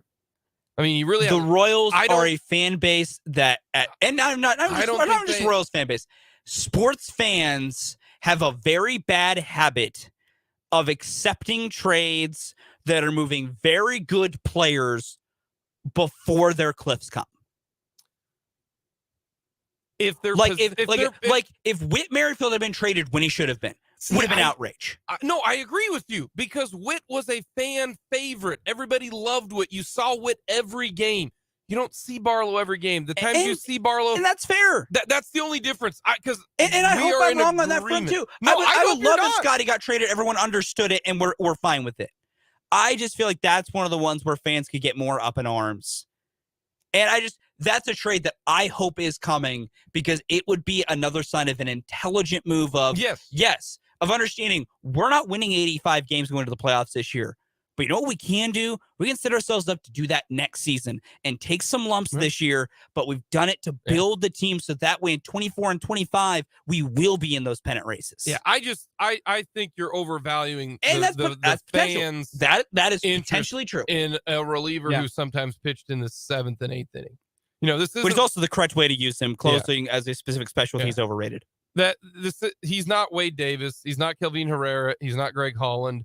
He's not on that level of those guys because he sometimes he didn't pitch in important spots, but you saw Whit every day. Coming up, we'll get to a little hoops. KU, not good right now. K-State, big game tonight against the Clones.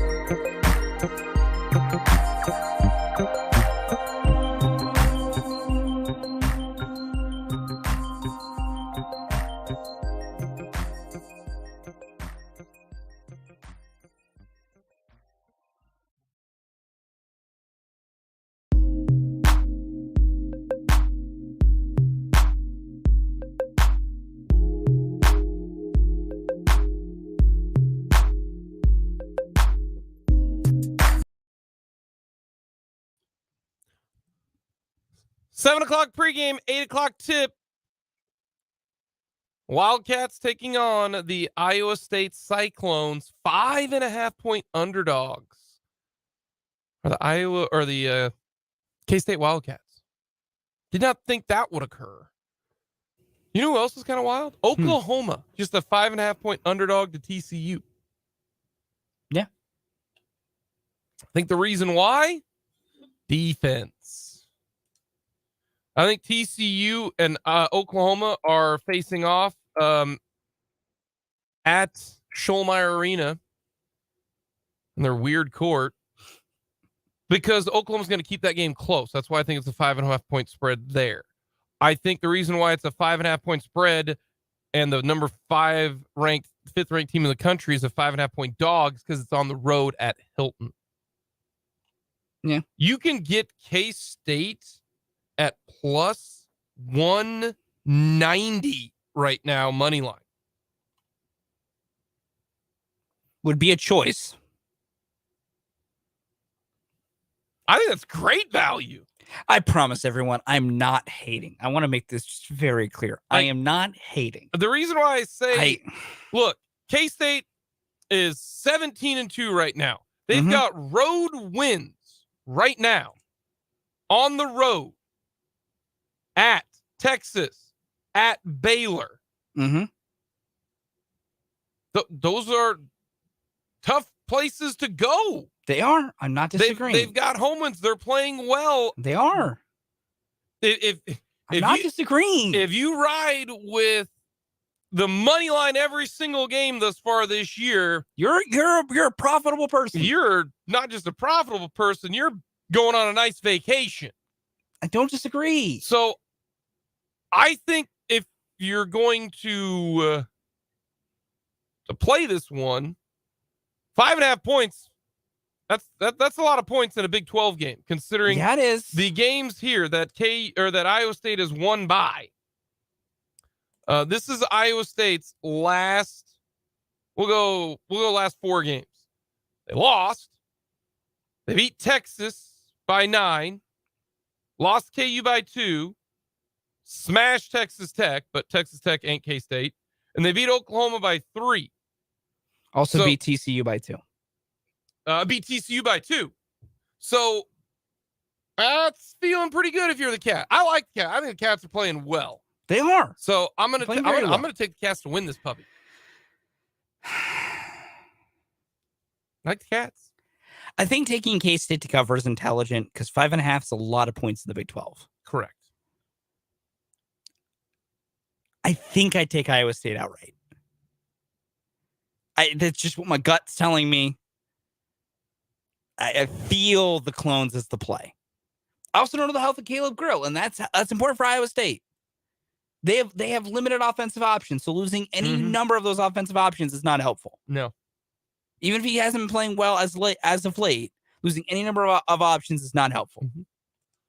I don't know.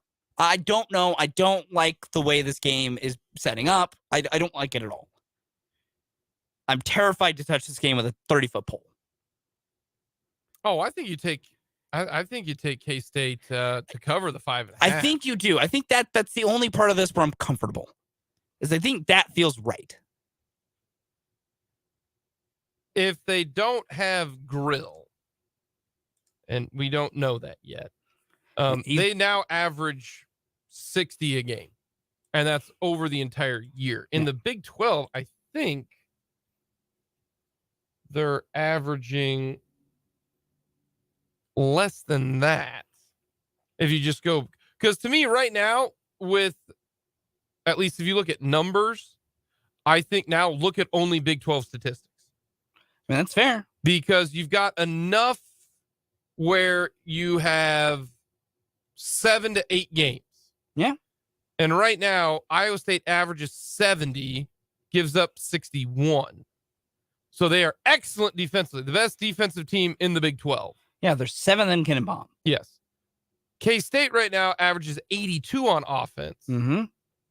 They are the worst defensive team in the Big 12. That's what's kind of crazy. This is a completely contrasting of styles. K-State, the best offense, worst defense. Iowa State, not a good offense, but the best defense. That's what makes this a fun game. Yes, and that's what's going to keep this game close. This game's going to be close. I don't know. My gut says Iowa State. The Big O Tires text line says that Fulton hates K-State. I do not hate K-State. I do not hate K-State. I cannot be any more clear about that. All right. I hate one team on this planet. It is Missouri. That is the only team I hate is Missouri. I despise them. Every other team, there just might be some general dislike. Let's get to KU real quick. Do we have to? Yes. KU. I want to talk about a team I hate right now. KU really has 2 problems. Yeah, they do. Just 2. Yeah, they do. They can't rebound. Nope. And they turn the ball over. Not an absorbent amount, but the problem is they turn the ball over and it leads to points. Yep. I don't care about, KJ Adams has been good. Last night he was bad. DeJuan has become a non-factor. Yep. McCullough's been good. He's been awful. Yep. Grady and Jalen have been excellent. Grady popped out of his slump last night. Called it. Well, yeah, I did too. That ain't hard to figure out. Oh, 47% three-point shooter's going to get back going. Not difficult. I'm taking my wins where I can get them. Okay. Dang it. Then you got to hang that L about DeJuan Harris. I will. I will gladly. Yes. But KU has turned it over 15 times the last 3 games. But it's not the amount of turnovers. Baylor scored 19 points off KU turnovers, TCU 20, and then K-State 17. You're looking at essentially 20 points a game off turnovers that you are just gifting the opposing team. No, that's a problem right now. Baylor had 16 points on second chance. 16 points and 19 points. Now, some of those overlap. Yep. Some of those do, but I mean, that's 35 points off of things that KU did wrong, which means you didn't box out. You just didn't grab the rebound. Yeah. And then you turned it over. And right now, DeJuan Harris had way too many turnovers. Yeah. And then Grady Dick, you're 6'8", go get a damn rebound. Agreed. I don't disagree. Like, how you are 6'8" and you grab 8 rebounds? The world may never know. Like, Jalen Wilson is 6'8", and he's grabbing how many boards? I think he's up for like 7 or 8 a game. But he did not rebound. Like, nobody rebounded it well yesterday. No, they had issues, and that was some different things going on there. And just those are some prominent things. KU's inability to finish at the rim right now is a huge problem. Like, they're blowing layup after layup. That's tertiary to me behind those two. You turnovers and rebounding are number one. No, I agree, because that's what's giving up a lot of your points. But also, it's not helpful when you're getting clean shots at the rim and you can't finish. And then their 3-point shooting is a problem right now. They're shooting 26% from 3 over their last 3 losses. 26%. You can't do that. They'll figure it out, but I'm not worried. It doesn't help you when you have a rebounding problem. And next up, you get Oscar Sheepway. Yep. Coming up next, we'll get to some Chiefs and narratives, which are not great. We'll get to that coming up.